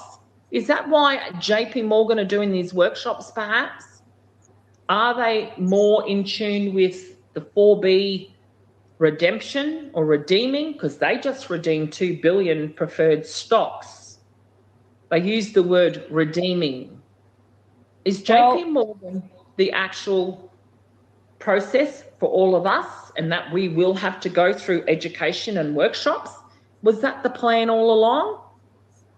Interesting perspective, ladies and gentlemen. Well, the other thing is, let's say we're given $1 billion and you want to go and do something for a cancer center or something. What's working now, and you got all this money, you're going to make it to where it clusters up and you're just going to create chaos. So it's not going to gel. I mean, we've got to have a cohesive system to do whatever we're going to do. Yeah. Oh, I agree. Totally. Another question is, I don't know if people know this, but Donald Trump has done an executive order about silver, and it takes effect on July 14th. Are you familiar with this? 14th. Anthony, you hear that? July 14th again. July the 14th. That's 10 days after the July the 4th. It's also his birthday. No, his birthday. No, his birthday's June 14th. I'm sorry. Yes. But it's July 14th. It's July 14th. Done in 30. Done in 30. Yeah, go on. That's it.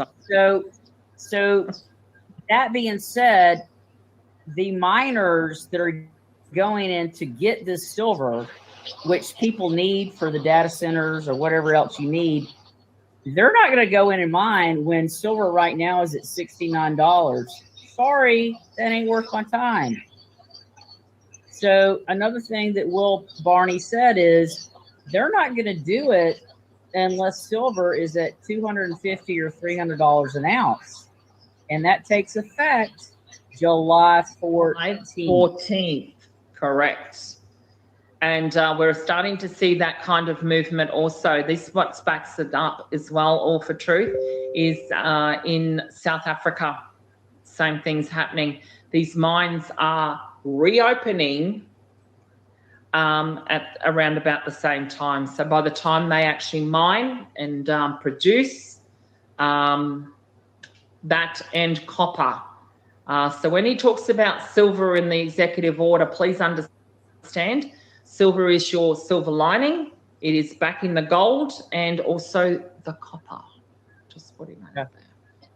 So, and the other thing, I'll leave it there, and I love your phrase on that, boom shakalaka. Pretty cool, isn't it? It is a very cool video. It's a great one to watch. It should change a few perspectives. And geez. The other thing is they're saying June 11th is going to be a very huge day because that's when the 5G kicks in and there's going to be huge amounts of heart attacks. I don't know if I believe that, but they're putting it out there. Well, there could be a few heart attacks after the implementation of everything getting implemented on the currency exchanges overnight tonight. So I think there might be a few heart attacks, to say the least. So I think it's multiple meanings. But 72 hours after the season, you're awesome. 72 hours, as I said, after that, I think is going to be very, very interesting. So does it completely tank? I don't know, but we'll wait and see. We'll keep an eye on that one. So as always, you're off. You're awesome too. I love it when you come up. So Pops, are you ready to have a question, or are you just sitting in the background and pretending to be? I'm going to give you one more chance, Popsies. Sorry. But anyway, so I see Colorado Mama is in the house. Let's say a very quick hello to her. I know she has been under the pump as well.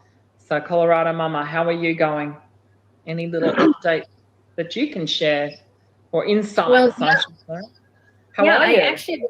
I'm good. I'm really great, actually. I just was listening to you talking about the training that JP Morgan is providing, and probably not just Iraq, probably some other places around the world as well, because in this global currency reset, my understanding is, and correct me if you have a different take on it, but thanks for sharing. It's not going to be universal high income only for Americans. No. It's going to be some people, and when you look at the real numbers, 60% minimum are unbanked in the world. Mm. And some people have just, especially in Africa and in some other countries that have been greatly suppressed, where they had wheelbarrows of money to go get loaves of bread. And so you're going to have people who've had absolutely nothing. And they've been bartering, they've been getting by, they've been getting a few shekels for a chicken or whatever it is. Their lives are going to be so different that this education is essential when you have people who don't know how to manage money at all because they didn't have any to manage. And so I don't think it is just about the global currency reset for individuals or people who want to be humanitarians. I think this is about humanity. 6 minutes. Humanity in the fact that most people really have pretty low fiscal aptitude. They really don't. They don't. I a quick story of when I was being a bank donator of my life, working in a bank while I was going to college a little bit, and I learned something. The banks are there. The banks are there for themselves, not for the customers. And that people would come in the checking departments, and they would wonder why they're overdrawn because they still have checks. Someone might hear that and laugh, but what's sad is that this is like, a lot of changes taking place in people who were seniors at the time all that implementation went in. They didn't understand how it worked. If we don't understand how our system works, our money system, our banking system, our payment systems, we are sunk. And I think this is part of JP Morgan's role. Do you think it's that comprehensive? I just think there's so much lack. Oh, 100%. And I mean, you definitely have to look at the questions, that fact that they are putting 8 branches in Iowa. That's a pretty big investment for them. Did they have to sell the 2 billion shares to start doing these in these particular areas, and why particularly that on Iowa? As I said, it's going to be the linchpin of the nation. When you consider the humanity side of things, and it's great that you bring that up, Colorado Mama, because this was always to do with the food bowls. And we look at Zimbabwe, for instance, they were the food bowl of Africa and the world. I think they were the second top producer of blueberries. And that always stuck with me because how much I love blueberries. But the fact is that this was, again, distributed in such a way that it was to be so-called manufactured as well, that it was going to go back to the people. If you look at it in the perspective of humanity, it's probably more important that we get the farmers right and the farming agriculture right to feed the people, to survive, to grow themselves, and to keep going with the financial side of things. Yes, I do. I think these workshops are far more important than what people realise. In fact, I think it was just over 12 months ago, there was also another article that I spoke about educating even veterans on transfer of wealth. And these were also free seminars. I'll have to go back and have a look for that one as well. But we're seeing this, and this is constantly coming up as I am navigating through what's coming and how it's coming. I'm not sure, Anton. You want me to go back and play it? How far back was it?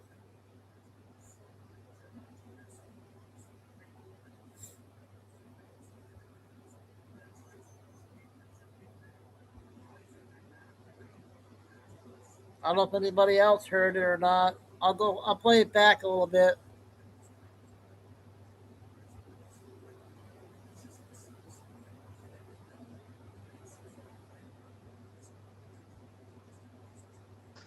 We have a gut brain and our actual brain. So we have 2 brains.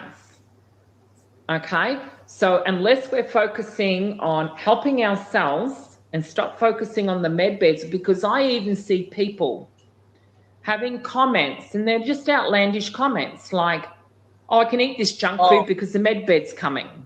Well, that's a pretty poor excuse when we don't know when the med beds are actually coming. Are we actually fully ascending to go off planet? We have experiences that we do shoot up and down. That have been greatly suppressed, where they had wheelbarrows of money to go get loaves of bread. Back where we were. And so you're going to have people who've had absolutely nothing. And they've been bartering, they've been getting by, they've been getting a few shekels for a chicken or whatever it is. And now they're going to be sustained. Their lives are going to be so different that this education is essential when you have people who don't know how to manage money at all because they didn't have any to manage. And so I don't think it is just about the global currency reset for individuals or people who want to be humanitarians. I think this is about humanity. Humanity in the fact that most people really have pretty low fiscal aptitude. They really don't. They don't. A quick story of when I was being a bank donator of my life, working in a bank while I was going to college a little bit, and I learned something. The banks are there. The banks are there for themselves, not for the customers. And people would come in the checking departments, and they would wonder why they're overdrawn because they still have checks. I mean, someone might hear that and laugh, but what's sad is that this is like a lot of changes taking place in people who were seniors at the time all that implementation went in. They didn't understand how it worked. If we don't understand how our system works, our money system, our banking system, our payment systems, we are sunk. And I think this is part of JP Morgan's role. Do you think that it's that comprehensive? I just think there's so much lack. Oh, 100%. And I mean, you definitely have to look at the questions, that fact that they are putting 8 branches in Iowa. That's a pretty big investment for them. Did they have to sell the 2 billion shares to start doing these in these particular areas? And why particularly that on Iowa? As I said, it's going to be the linchpin of the nation. When you consider the humanity side of things, and it's great that you bring that up, Colorado Mama, because this was always to do with the food bowls. And we look at Zimbabwe, for instance, they were the food bowl of Africa and the world.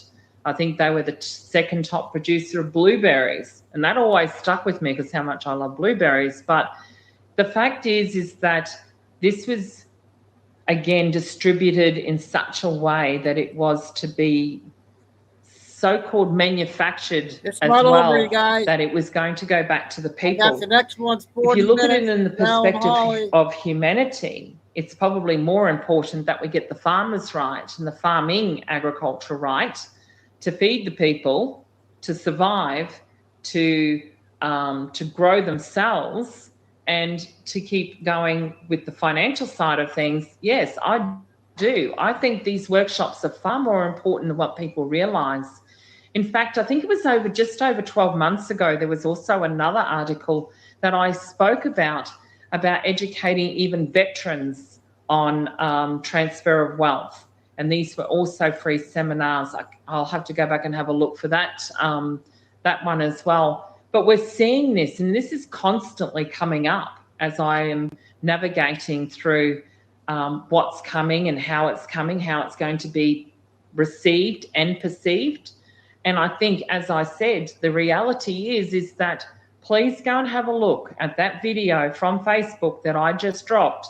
Listen to it once, listen to it twice, listen to it 3 times, and that will change your mindset, because it's very much along the lines of what Colorado Mama has just stated right there. And yeah, it's going to be interesting. I think we all need an education on our stewardship of our finances, and yeah, that's certainly going to be part of it.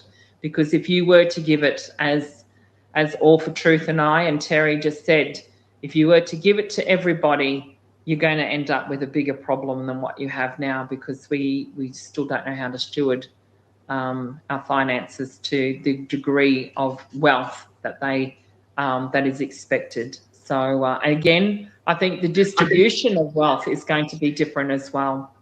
So I agree. And as this is taking place, we don't want to throw a complete community, country, state, whatever, province. We do not want to throw things out of balance as this takes place, but with this great change comes great responsibility, emotionally, etc. Taking care of your own protection, because the thing is that people out in the bush and places out like that, nobody has anything, and they share the chickens and the potatoes and everything else amongst each other. They don't steal from each other because nobody really has anything that someone else doesn't have, and they share. It's a completely different mindset than in the metropolitan areas of the cities. So yeah.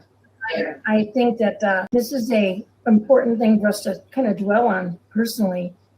Absolutely. Like I said today was about reflection, because I will not be having a Wacky Wednesday this week, so that we start to put together a few more dynamics as this week progresses. I think there's going to be some ebbs and flows this week, ladies and gentlemen, and I'm talking big ebbs and flows. So there will be no Wacky Wednesday this week.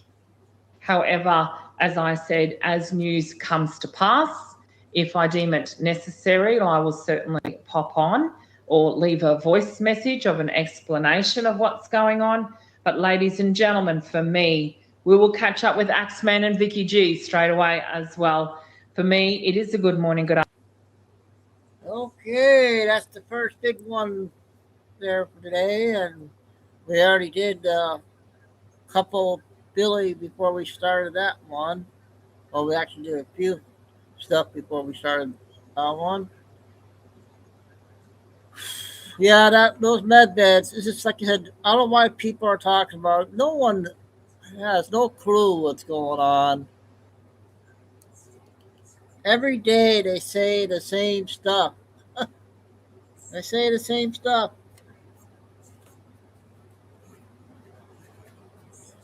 Okay, we got Mal and Holly, 40 minutes, you guys.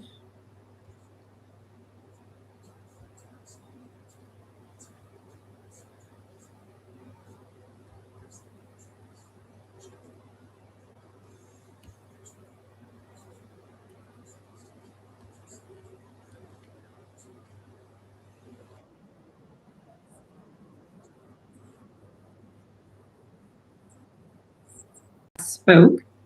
Yeah, has it flies really? by quickly. Oh my goodness, and what a month it has been then, Holly. Boy, yeah, that's pretty cool. So we were just talking online or offline before we started of certain things that you have that you want to share that kind of ties in with where we're at and what's happening behind the scenes, because you know, everybody thinks we're dialed into the pulse of this, that we are dialed in, but there are things we don't get until after they happen. And then it's like, oh, now I understand why we needed this piece and why things happen. So I know what you're going to share today is another piece of the puzzle that we're waiting on. So I'll turn it over to you. Well, thank you so much, Holly, and it is an absolute pleasure. A whole month. My goodness gracious me. So, ladies and gentlemen, yes, let's just take a couple of steps back. We're going to do a little bit of a reminder, I guess you can say. So many times we've actually talked about this global currency reset and how JP Morgan have been in the linchpin of bringing this technology, this new quantum system, and updating all of our banking, especially for countries such as Iraq and across the world.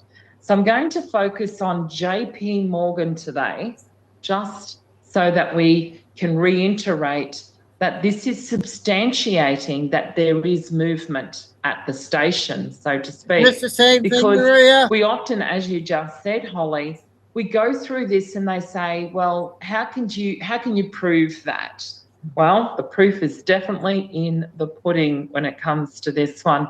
And I saved this one, as I said to my crew over on Mayhem Mel News and Telegram, that I'm going to keep this one for Holly's show because, as I said, it gives you that perspective.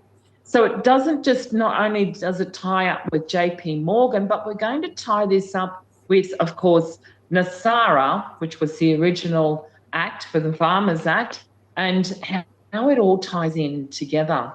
So JP Morgan, so just in the last, okay, let's say the last month, but it's basically been the last 2 weeks. And we saw many movements from President Trump in his first term focus on Iowa, the largest state of agriculture, of course, in the US. So let's go back a little bit and have a look at what JP Morgan have been doing over the last 2 weeks, as I said, as we substantiate the movement that, or the rumour mill that we are actually hearing. So JP Morgan are very focused in the moment in Iowa. And as I said, Iowa is connected to the farmers and NASARA, so bear with me. They're opening up 8 branches in Iowa. They're hosting free workshops on topics like budgeting, credit savings, and connecting people to the right financial sources for their unique Everybody get on needs. this one, you guys. They're supporting the future of farming. very important. In Iowa, are the nation's top producers of corn, pigs, eggs, ethanol, biodiesel, and agriculture. They are calling it the evolution. And it's almost like, it reminds me of like an industrial revolution in the sense, but this is evolving in Iowa. And what they're talking about, of course, is autonomous tractors and things like that as well, and how much that is actually going to change of the way they work with in agriculture and other industries. And I think you and I touched on how we are seeing more and more technology coming out as well in all sectors. But for this particular one, we're just talking about, of course, that in the agriculture and more sustainable methods. And if you are following agriculture, you can certainly see the production of many new technologies coming out in the way of nitrates being replaced and how they're utilising water. Watch the water, ladies and gentlemen.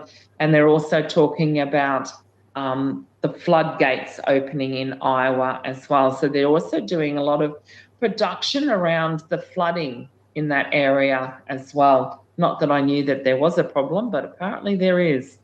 But what else are JP Morgan doing? And then we'll get into some really nitty-gritty stuff. So they've also released a new philanthropic investment program. And this is building on the American Dream Initiative. And when I think of philanthropy, I'm thinking of humanitarian projects. So it's interesting, Holly, that right at this moment, in the last week, with all this other movement we're about to talk about, they're talking about new philanthropic investments. And I have touched on this on the sideline about our humanitarian projects and a little different perspective on how to create those initiatives. And I have often talked about as well, just come to think of it, that a lot of these humanitarian projects are or could be, in my perspective, initiatives that are created, like such as grants in the banks. So this one was very interesting, calling it the American Dream Initiative. It will help connect entrepreneurs to capital networks, resources that are needed to start, grow, and hire. And their focus is very much on small businesses. And that's very interesting because I did touch on that when I was talking about humanitarian projects. And I remember back when we first were introduced, well, I was first introduced to humanitarian projects, is that this was to be along the lines to help your family first and then your community. And it's very interesting that, of course, the largest financial service in the US are talking about the small business and philanthropy. So very interesting. And there's been many restructures in not just with JP Morgan, but across a lot of the wealth management sectors in the financial services have actually made a lot of alterations to philanthropy, as well as in the IRS and the tax sections as well. Although everyone seems to think it's all, non-for-profit, there is things that they still are targeted with as well, because they are investments for investment portfolios. So on the 1st of June, this is where things started to really, really get interesting. And this is a huge indicator that there is definitely movement in the tier 1 sector that we talk about in, of course, the global currency reset. So on June the 1st, the leading financial service bank, that being JP Morgan in the US, had $4.9 trillion in assets. $364 billion in stockholders' equity as at the 31st of March. The leading investment banking financial service for consumer services, including corporate companies, etc. What happened on the 1st of June? Well, they made a decision in May that they are going to sell all 2 billion of its preferred stock. This is where this gets even more interesting. So, because a lot of people, why would they sell 2 billion of their preferred stock? Maybe you were going to tell us that. Yes, I was. Okay. But you picked it up straight away, Holly, and what I'm going to do, though, is I'm going to quickly explain to people, because not all of us are economists, right? Mm-hmm. But I thought I must go to and have a look at a definition or give it a little explanation first, and then I'll give you my perspective on why they sold all, and I mean all, of their preferred stocks. There's something else going on there, I think. But what is a preferred stock? Well, ladies and gentlemen, it is a class of stock that is a type of equity that represents ownership of a company and the right to claim an income from its operations. These preferred stocks have a higher claim of dividends that are more than the common stocks that we buy on the stock market as individuals. In the event, this is where I get very interested, in the event of a liquidation, preferred stocks are paid out before common stockholders, but after bondholders. Ponder over that one moment while I continue. Preferred stocks have characteristics of bonds and common stocks. So the question still remains, why did they sell all 2 billion of their preferred stock? Well, I think that there's more to this, and is there possibly, we always said to watch the bond market, but a lot of us, as I said, didn't really understand what is going on. But when you sell your preferred stock and you're selling all of that ownership, because we did say it's part to do with ownership of the company, that being JP Morgan / I think it was Computer Shares Incorporated was the preferred stock, and they sold all of it. But it was interesting that they sold all of those stocks through the depository shares in the depository trust company. Those stocks no longer exist.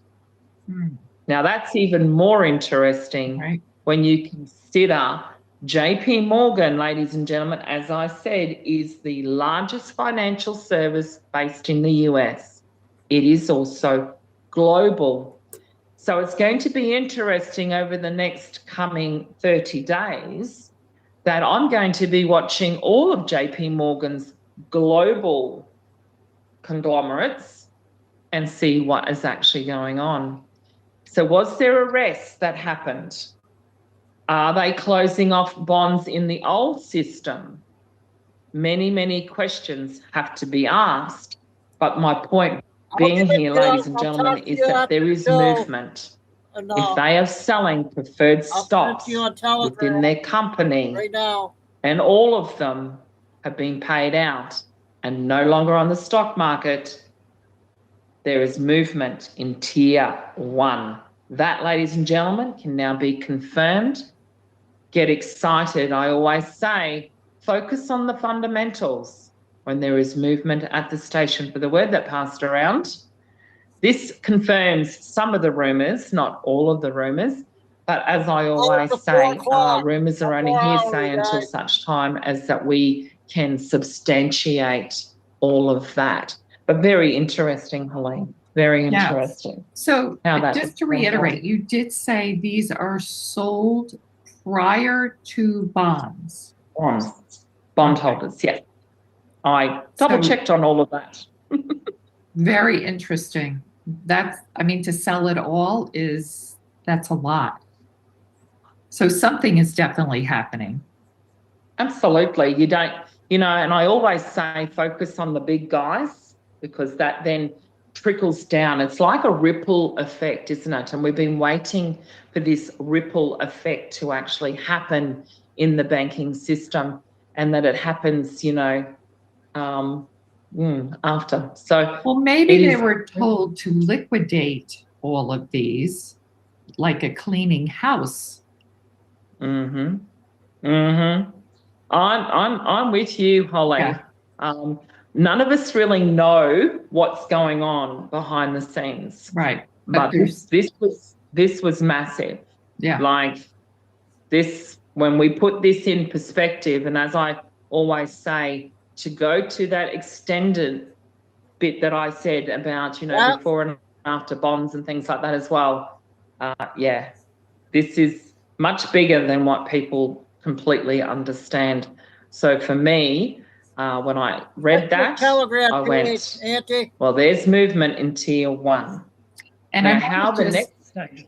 Yeah. I want to just talk about tier 1. So in the RVGCR, tier 1 is primarily governments.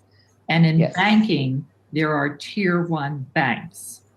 So, so people have an understanding what's what. Yeah. And that's important to note too, but there's still a connection in the sense though, Holly, with government, because these bonds are guaranteed by the government as well. Exactly.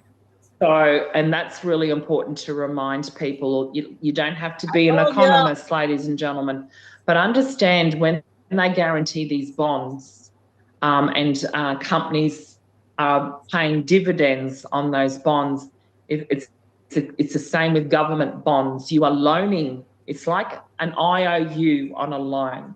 Right. So when you purchase a bond from the government, or they're called government or treasury bonds, you are guaranteeing the money to that government, so to speak, and then you get dividends based on that. So when we talk about these preferred stocks being paid out, it's consider it as a loan or a bond within that company. And if that's happening in the bank stage, you've got the government, your Reserve Bank or your Federal Reserve, which is now your Treasury, and they're banking out and selling all of their preferred stocks.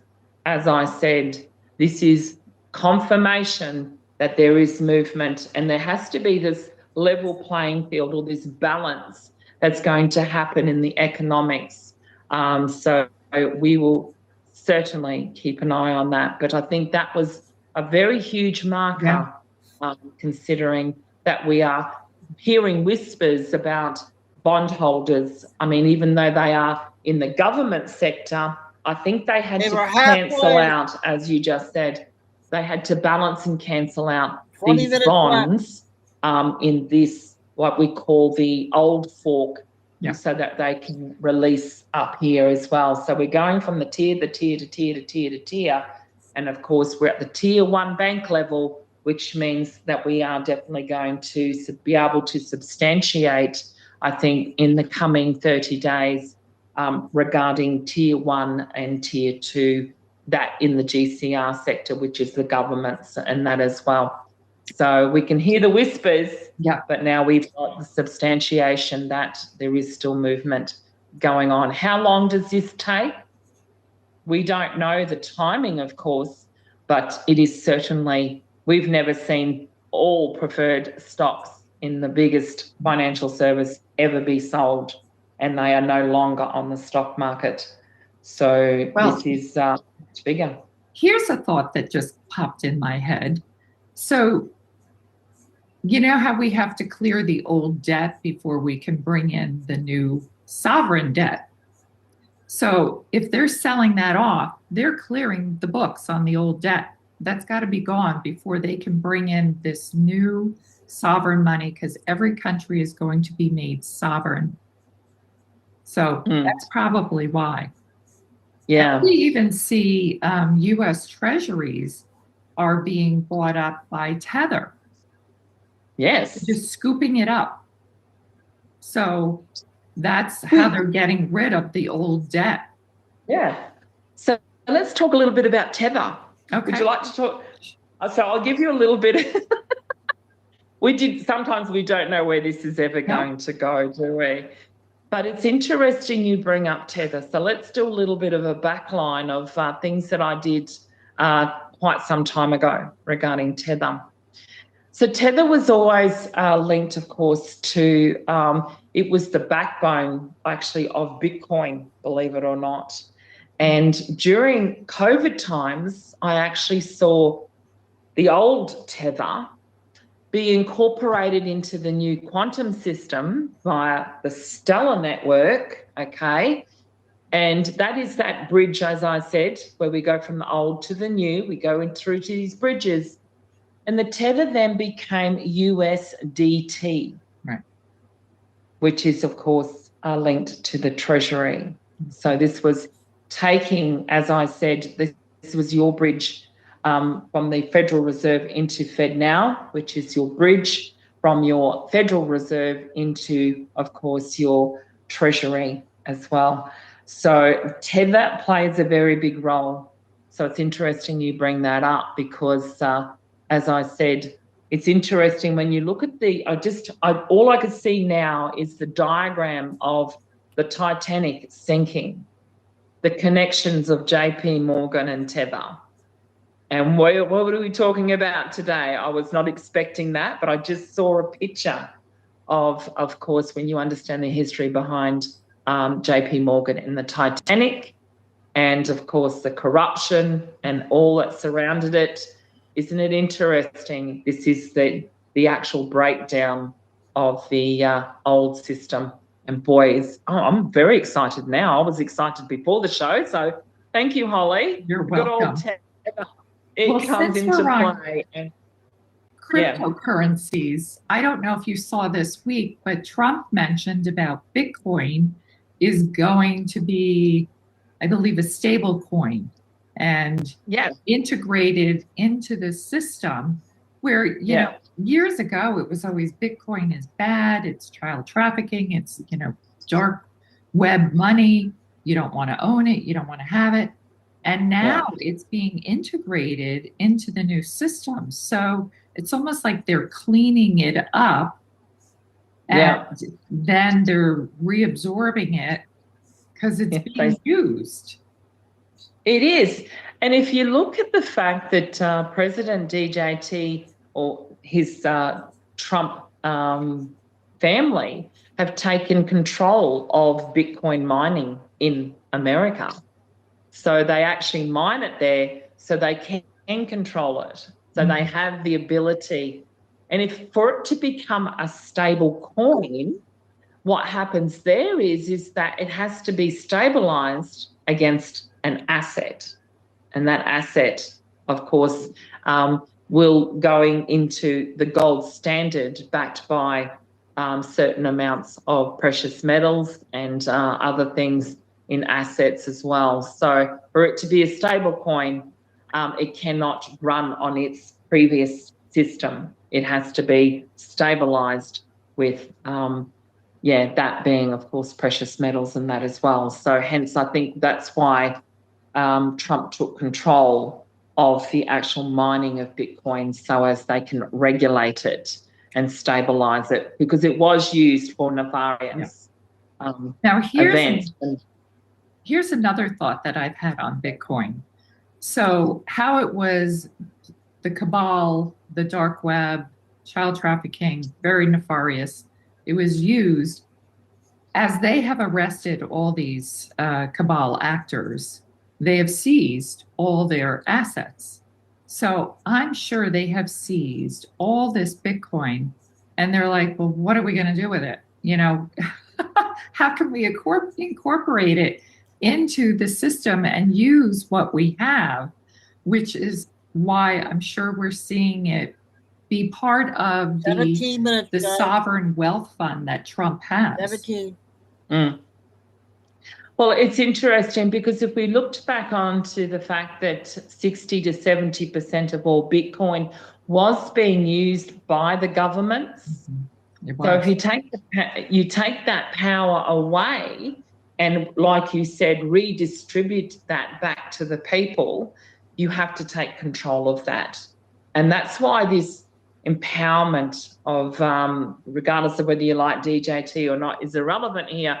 But you had to take power of the government or the structure of that government that was controlling that 60 to 70%. But we still had this 30%, this 40% over here that people utilised that to gain their wealth as well. So it's kind of like in that perspective that once you control it and you hold it, you own it. And I think that's what he's done, is taken control first of the government and then actually taken that 40%, as you said, and to hold it for those who actually still own Bitcoin as an investment and then reinvest it. Because I think I did say, I think it was about a month ago that he actually started to buy or invest in Bitcoin as well.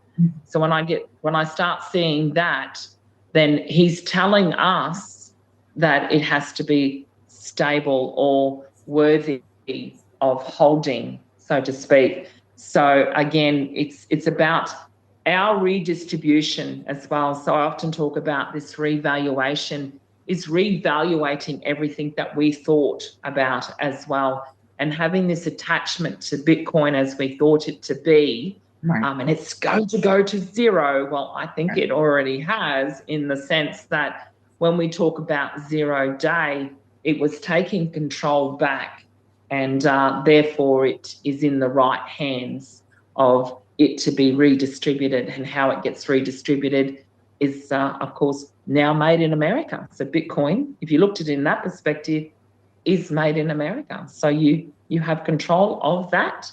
Right. You get to control the narrative. So very interesting. Let's move on to this big 4th of July celebration that we hear about for the U.S.'s 250th birthday, which is about a month away. And I'm hearing from people, you know, if we don't have this RV and we don't have this happen, it's not going to be a good 4th of July because we have nothing to celebrate because we don't have money. So let's delve into that, because I have my own thoughts on that. Okay. And I'm sure you do as well. Well, yeah, it's a bit tougher. It's probably easier, I think, not tougher, but easier for those of us who don't fully understand the emotion around the 4th of July, in the sense. I mean, when you live it and you feel it and you breathe it every single day. Isn't there a football match on 4th of July? Does the football start or what? No. Anyway, no, there's something else going on. Anyway, that's right, the World Cup, the FIFA World Cup will be, yeah. That's right. That's what's going on. I knew there was something to do with a football, so to speak. But the interesting thing about this whole 4th of July is that, again, it's called a marker. And how many times do we come around to these dates, so to speak, with high expectations of, is he going to mention Jasara, or is he going to do this, or what's going to happen? I think the 4th of July is actually, and it's definitely looking like it's more to do with the release of technologies. And when I think of 4th of July, it sort of coincides with the World Trade Fair back in the day. So is this more to do with, I think a few years ago, it was connecting me to Space Force and the history behind Space Force. So is he going to about to drop something bigger than what we actually expected? But not the RV side of things, but is there going to be that implementation of something that's going to be indicating to us that this is that next step to the new world, we will wait and see. But it is more to do with the 250 years celebration of the actual country itself. And when you think of it like that, it's actually still a very young country, in a sense. It really, truly is. My expectation. I think we're much older, but they've. But do you know what I'm saying? The celebration of that, that's still very, very young, isn't it? So the 250 years celebration, is this I think it's the 25th time that you go around as in the Jubilee. So if you were to calculate it as in the Jubilee year, is he going to release or finally release possibly that all this money that he's got in this sovereign fund is going to be distributed? I often think of helicopter money. Mm-hmm. Is this the start of some form of an event? As I said, does he utilise the World Trade Fair or the World Fair as a helicopter thing to say, I'm taking off now, the world is a different place? We will wait and see. It's very, very interesting, but I don't have any high expectations, but in hindsight, 250 years celebration across the country is, like I said, still very young in the sense, but what it does it fully actually mean, So we'll wait and see what. I'll chime in with my 2 cents on what I believe about. Yes. So there's been a lot of talk by podcasters that the 4th of July, we have to have the RV by the 4th of July. Well, the way things are panning out, I don't see that. And I know people are going to blow up, but I don't see it happening by the 4th of July, just because there are certain things that have to be done globally according to certain protocols that have to be done. So it can't be based on a date. It's based on these things being done.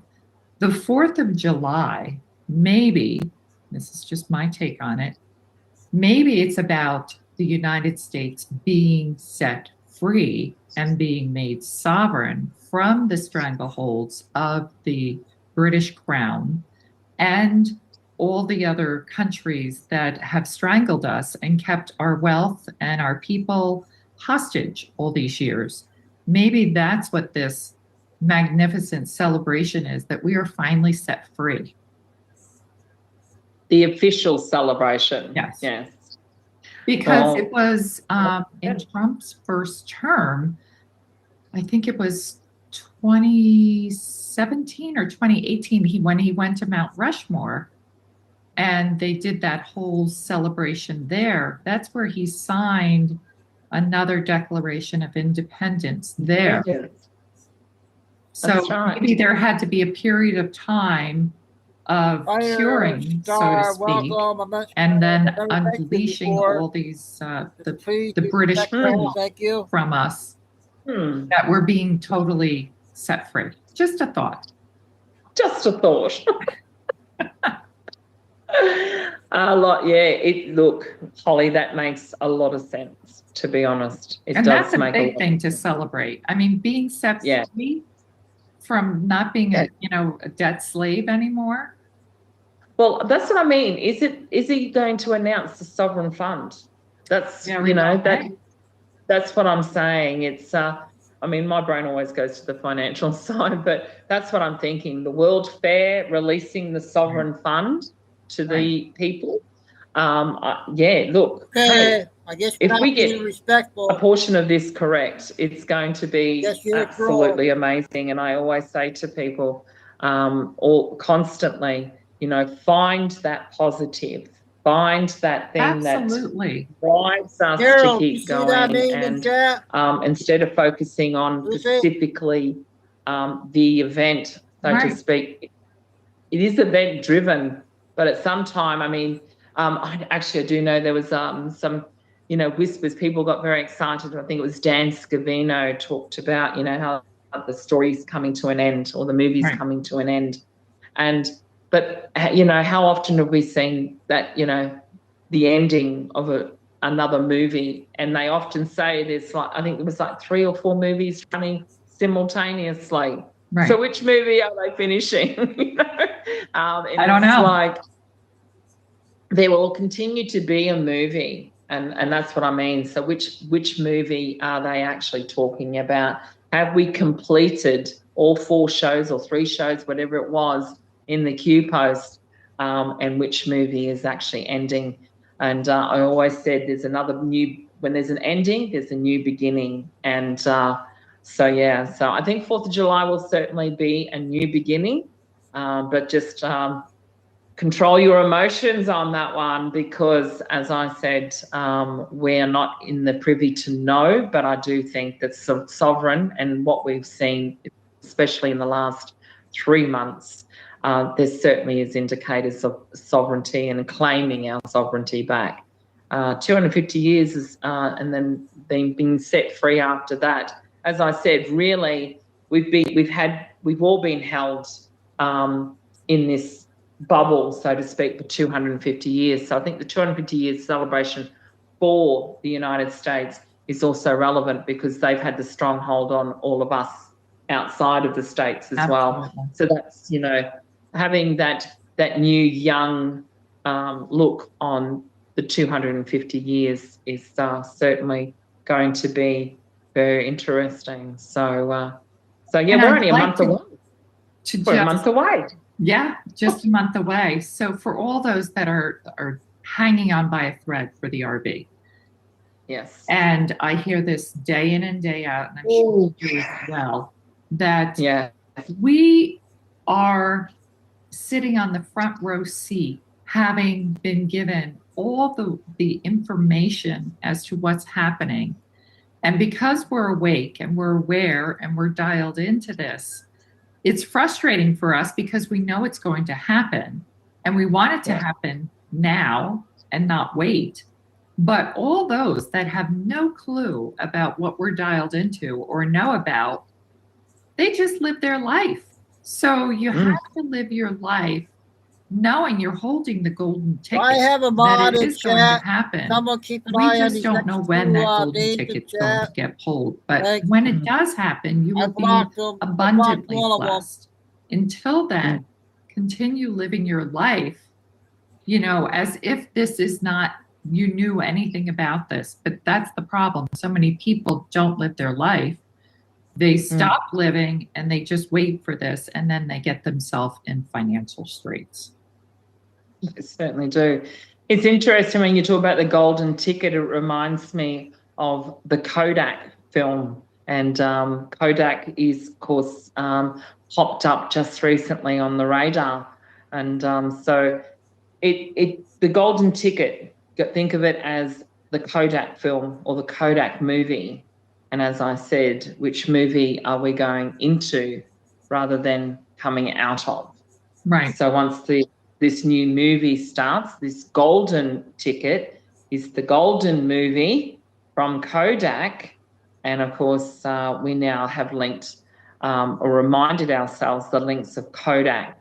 It's also connected to the golden ticket, is also connected to the golden calendar, the international fixed calendar, which is ISO compliant, which is the Kodak calendar.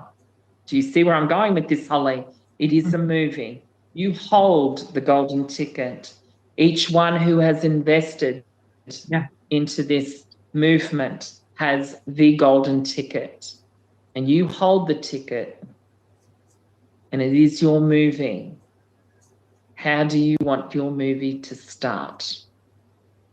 That's the thing. And it is. And it's like, I think moving forward, Holly, is to remind ourselves that we hold the golden ticket and we hold on to that until such time as the curtain is drawn and the movie starts from then. So until then, ladies and gentlemen, we are sitting pretty. We've got the fundamentals in place. We can now substantiate.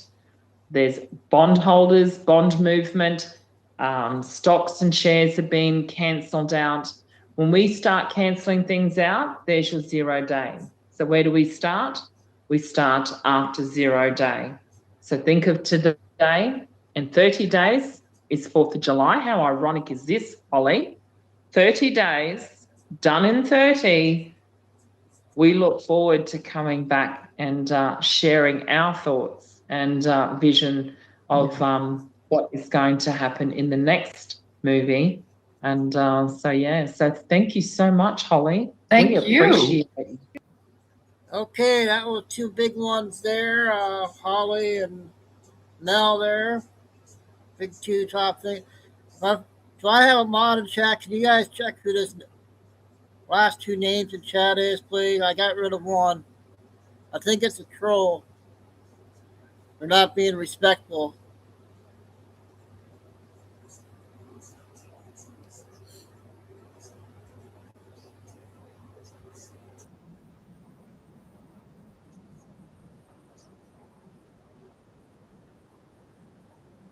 Doris. Yeah. Now we're gonna see if Doris is 2 home. minutes. Are you Doris? 2 minutes. She's right here. Yes. Hello, Doris. Yes. How are you doing? I'm good. We're just going through the voting rolls here, and we're just confirming anybody who's above the age of 100 years old. And right here it says you're 126 years old. No, you got the wrong house. That's a lie. Are you Doris Wood?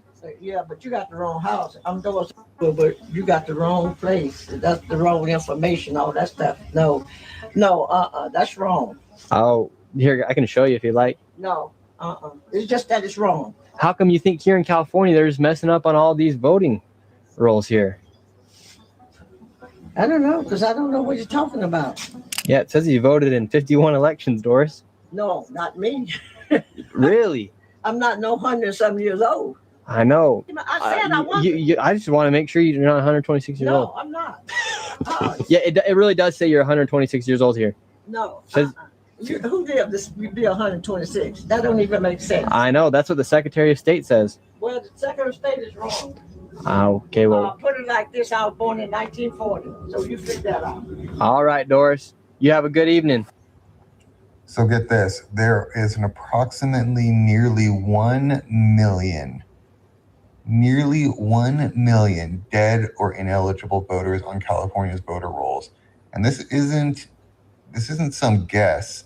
There's an actual lawsuit from Judicial Watch that claims 873,000 inactive voter registrations need to be removed from their voter rolls. Look at this.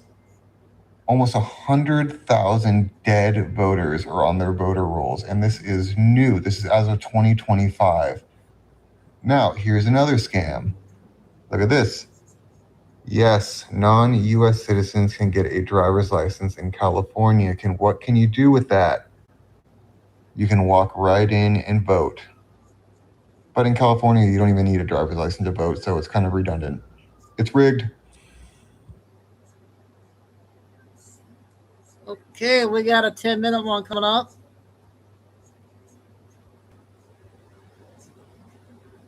We got a half hour left.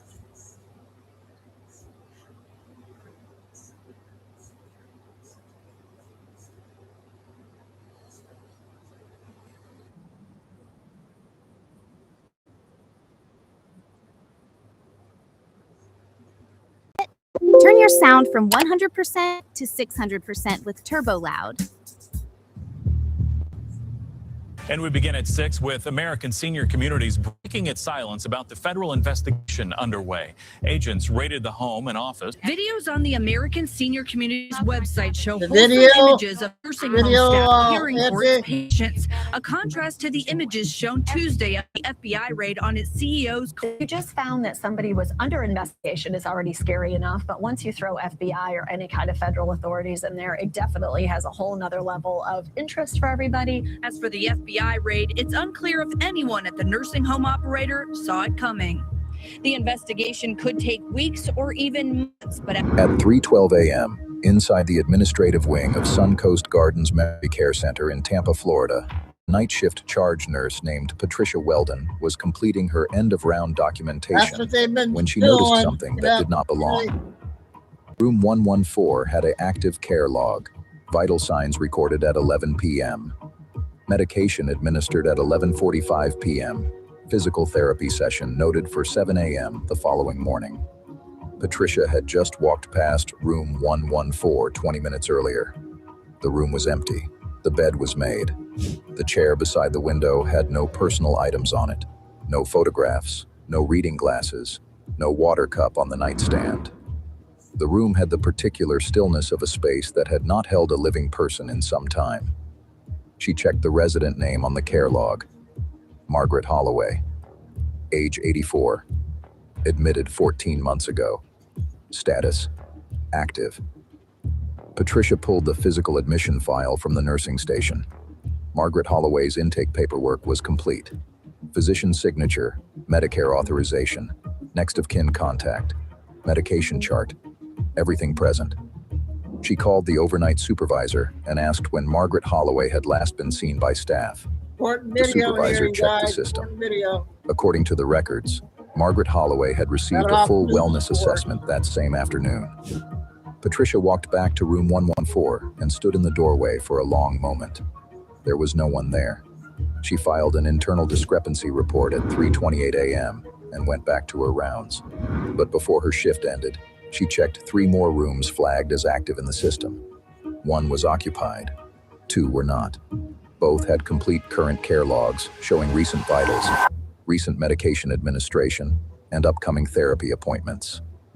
By 6 a.m., Patricia had contacted the Florida Agency for Healthcare Administration's fraud tip line.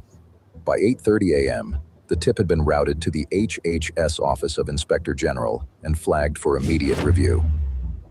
By noon, the FBI's Healthcare Fraud Unit in Miami had opened a preliminary inquiry.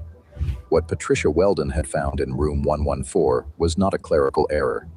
It was the visible edge of a system that had been running invisibly for years. At 2:17 p.m. the following day, FBI forensic accountants began pulling Medicare billing records for Suncoast Gardens Memory Care Center. The facility was one of 11 nursing homes operating under a single parent company, Viridian Senior Care Solutions, headquartered in Fort Lauderdale, Florida. Viridian had been operating in Florida for 9 years, 11 facilities across 6 counties, certified by Medicare and Medicaid, inspected annually, no major violations on record. From the outside, it looked exactly like what it claimed to be, a regional senior care network providing memory care, rehabilitation, and long-term residential services to elderly Floridians. The billing records told a different story.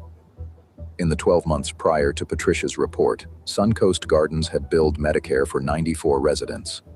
The facility's licensed capacity was 80 beds. Analysts flagged the discrepancy and pulled occupancy reports filed with the state. The state occupancy reports listed an average of 61 residents per month. Medicare had been billed for 94. Analysts expanded the search to all 11 Viridian facilities. The pattern repeated across every location. Medicare billing numbers consistently ran 18 to 31% above reported occupancy. Therapy sessions billed for residents who had no documented therapist contact. Physician visits claimed for dates when the facility's contracted physicians had no recorded presence. Prescription medication charges filed against residents whose pharmacy dispensing records showed no corresponding fills. At 4:44 p.m., analysts ran a cross-reference check on the Medicare billing IDs against the Social Security Death Index. How's this one, you guys? Across all 11 facilities, 312 active Medicare billing accounts belong to individuals with confirmed death records. They always have good The videos. earliest death among the 312 predated their most recent Medicare billing by 4 years. The ghost residents were not a glitch. They were inventory. At 5:31 p.m., investigators pulled the authorization records for the fraudulent billing submissions. Each claim had passed through Viridian's centralized billing platform, a proprietary system the company had built and managed internally rather than using a third-party medical billing service. Every fraudulent submission carried an internal approval designation, AUTH-VCC-09. AUTH-VCC-09 was not a caseworker code. It was not a facility manager code. It was a corporate-level authorization designation assigned exclusively to the Chief Executive Officer of Viridian Senior Care Solutions. His name was Douglas Farrell, 56 years old, founder of Viridian, former hospital administrator, member of the Florida Healthcare Association Board, photographed at charity galas, quoted in industry publications about compassionate elder care. His authorization code appeared on 6,814 fraudulent Medicare submissions over a period of 7 years. Total fraudulent billing value connected to AUTH-VCC-09, $1.4 billion. If you believe corruption like this should be brought into the light, hit like, subscribe to the channel, and comment exposed below. Across 6 of the 11 Viridian facilities, prescription medication charges had been filed against ghost resident accounts for controlled substances, primarily opioids and benzodiazepines. The quantities billed were significant. The dispensing records from the contracted pharmacies showed the medications had been ordered, filled, and delivered. But the residents listed as receiving them were either dead or did not exist. Someone was receiving those medications, and someone had built a pipeline to move them out of the facilities without triggering a dispensing audit. Who had designed that piece of the operation required someone who understood both healthcare billing architecture and pharmaceutical distribution controls simultaneously. At 7:52 p.m., FBI cyber analysts traced Viridian's internal billing platform to its original developer, a technology contractor whose work history included 3 years as a Medicare fraud detection systems consultant for the Centers for Medicare and Medicaid Services. The contractor's name was Sylvia Arendt, 51 years old, owner of a healthcare technology firm called Meridian Care Systems, LLC, former CMS contractor. Before that, 7 years as a pharmaceutical compliance auditor for a major southeastern hospital network.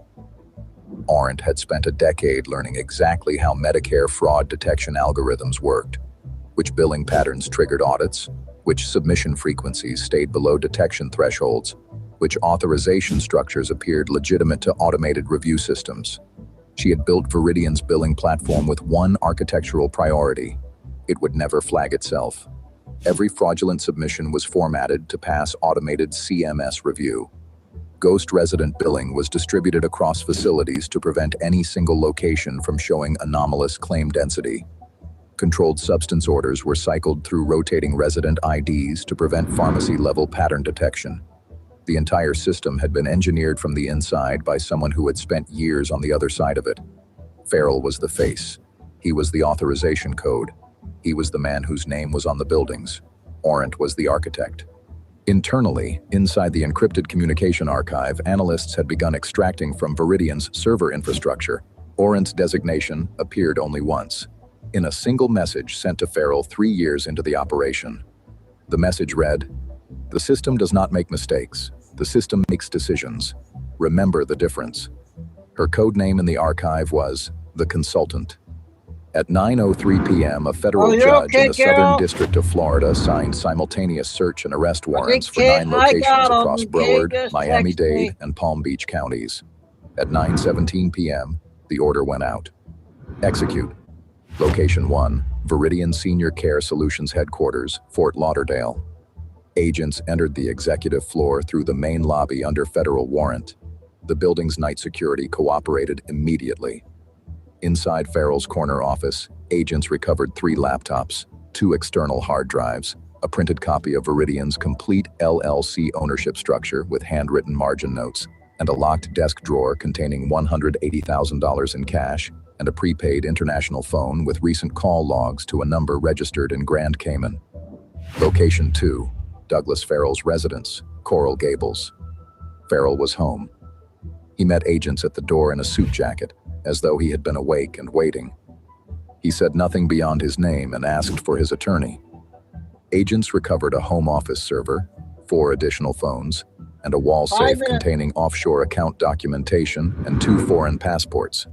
1 U.S., 1 registered to a different identity in a Central American nation.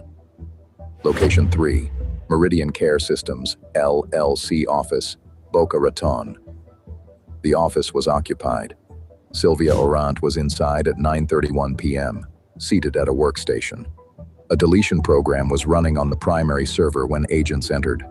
The deletion had been initiated 11 minutes before agents arrived, suggesting Arendt had received some form of advance warning.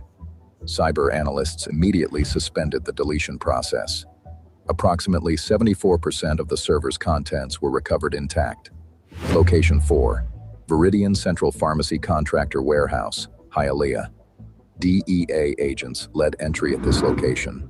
Inside, behind a temperature-controlled medication storage area, agents found a secondary storage room not listed on the facility's pharmacy license. The room contained controlled substance inventory, opioid medications, and benzodiazepines, packaged for distribution outside normal dispensing channels. DEA forensic teams began cataloging and securing the inventory immediately. Locations 5 through 9, Shell Company registered addresses, a private storage facility containing Viridian financial records dating back to the company's founding, and the private residences of 3 Viridian regional managers who had been identified in the billing authorization chain. At 11:44 p.m., analysts completed their first full pass through the recovered server data from Viridian's headquarters. The complete picture of what had been named internally as the Suncoast Ledger came into focus. 312 ghost resident Medicare accounts across 11 facilities, 6,814 fraudulent billing submissions, $1.4 billion in Medicare payments received over 7 years, $34 million in annual Shell Company consulting fees cycling through offshore accounts, a controlled substance diversion pipeline running parallel to the billing fraud, using ghost resident prescription authorizations to move medications out of licensed facilities and into unlicensed distribution. The operation had not been improvised. It had been architected with the same precision used to design legitimate healthcare compliance systems, because the person who built it had spent her career designing those systems. By 2 a.m., 41 individuals were in federal custody: Douglas Farrell and Sylvia Orant, 8 Viridian regional and facility managers, 14 Shell Company directors and financial intermediaries, 6 pharmacy contractors, 4 bank compliance officers at institutions that had processed Viridian payments without filing mandatory suspicious activity reports, 9 additional individuals connected to the controlled substance diversion network, assets frozen domestically, $290 million, offshore accounts flagged through international cooperation, an additional $440 million under active legal proceedings. All 11 Viridian facilities placed under immediate federal receivership. Medicare billing privileges suspended pending full audit review. The detail that stayed with investigators after the arrests was not the scale of the money. It was the scale of the indifference. Margaret Holloway's file had shown a therapy appointment for 7 a.m. the morning Patricia Weldon made her call. Margaret Holloway had died in a hospice facility in Clearwater, Florida, 14 months before that appointment was scheduled. Her family had been notified. Her death had been recorded. Her Social Security B. The detail that stayed with investigators after the arrests was not the scale of the money. It was the scale of the indifference. Margaret Holloway's file had shown a therapy appointment for 7 a.m. the morning Patricia Weldon made her call. Margaret Holloway had died in a hospice facility in Clearwater, Florida, 14 months before that appointment was scheduled. Her family had been notified. Her death had been recorded. Her Social Security benefits had been properly terminated. But inside Viridian's system, she was still a resident, still receiving care, still generating a monthly Medicare claim, still showing up on a care log that a nurse walked past in the middle of the night and found attached to an empty room. That was the entire mechanism. A name, a Medicare number, an authorization code, a billing submission formatted to pass automated review, a payment deposited into a Shell account, multiplied 312 times across 11 facilities over 7 years. The system was not broken.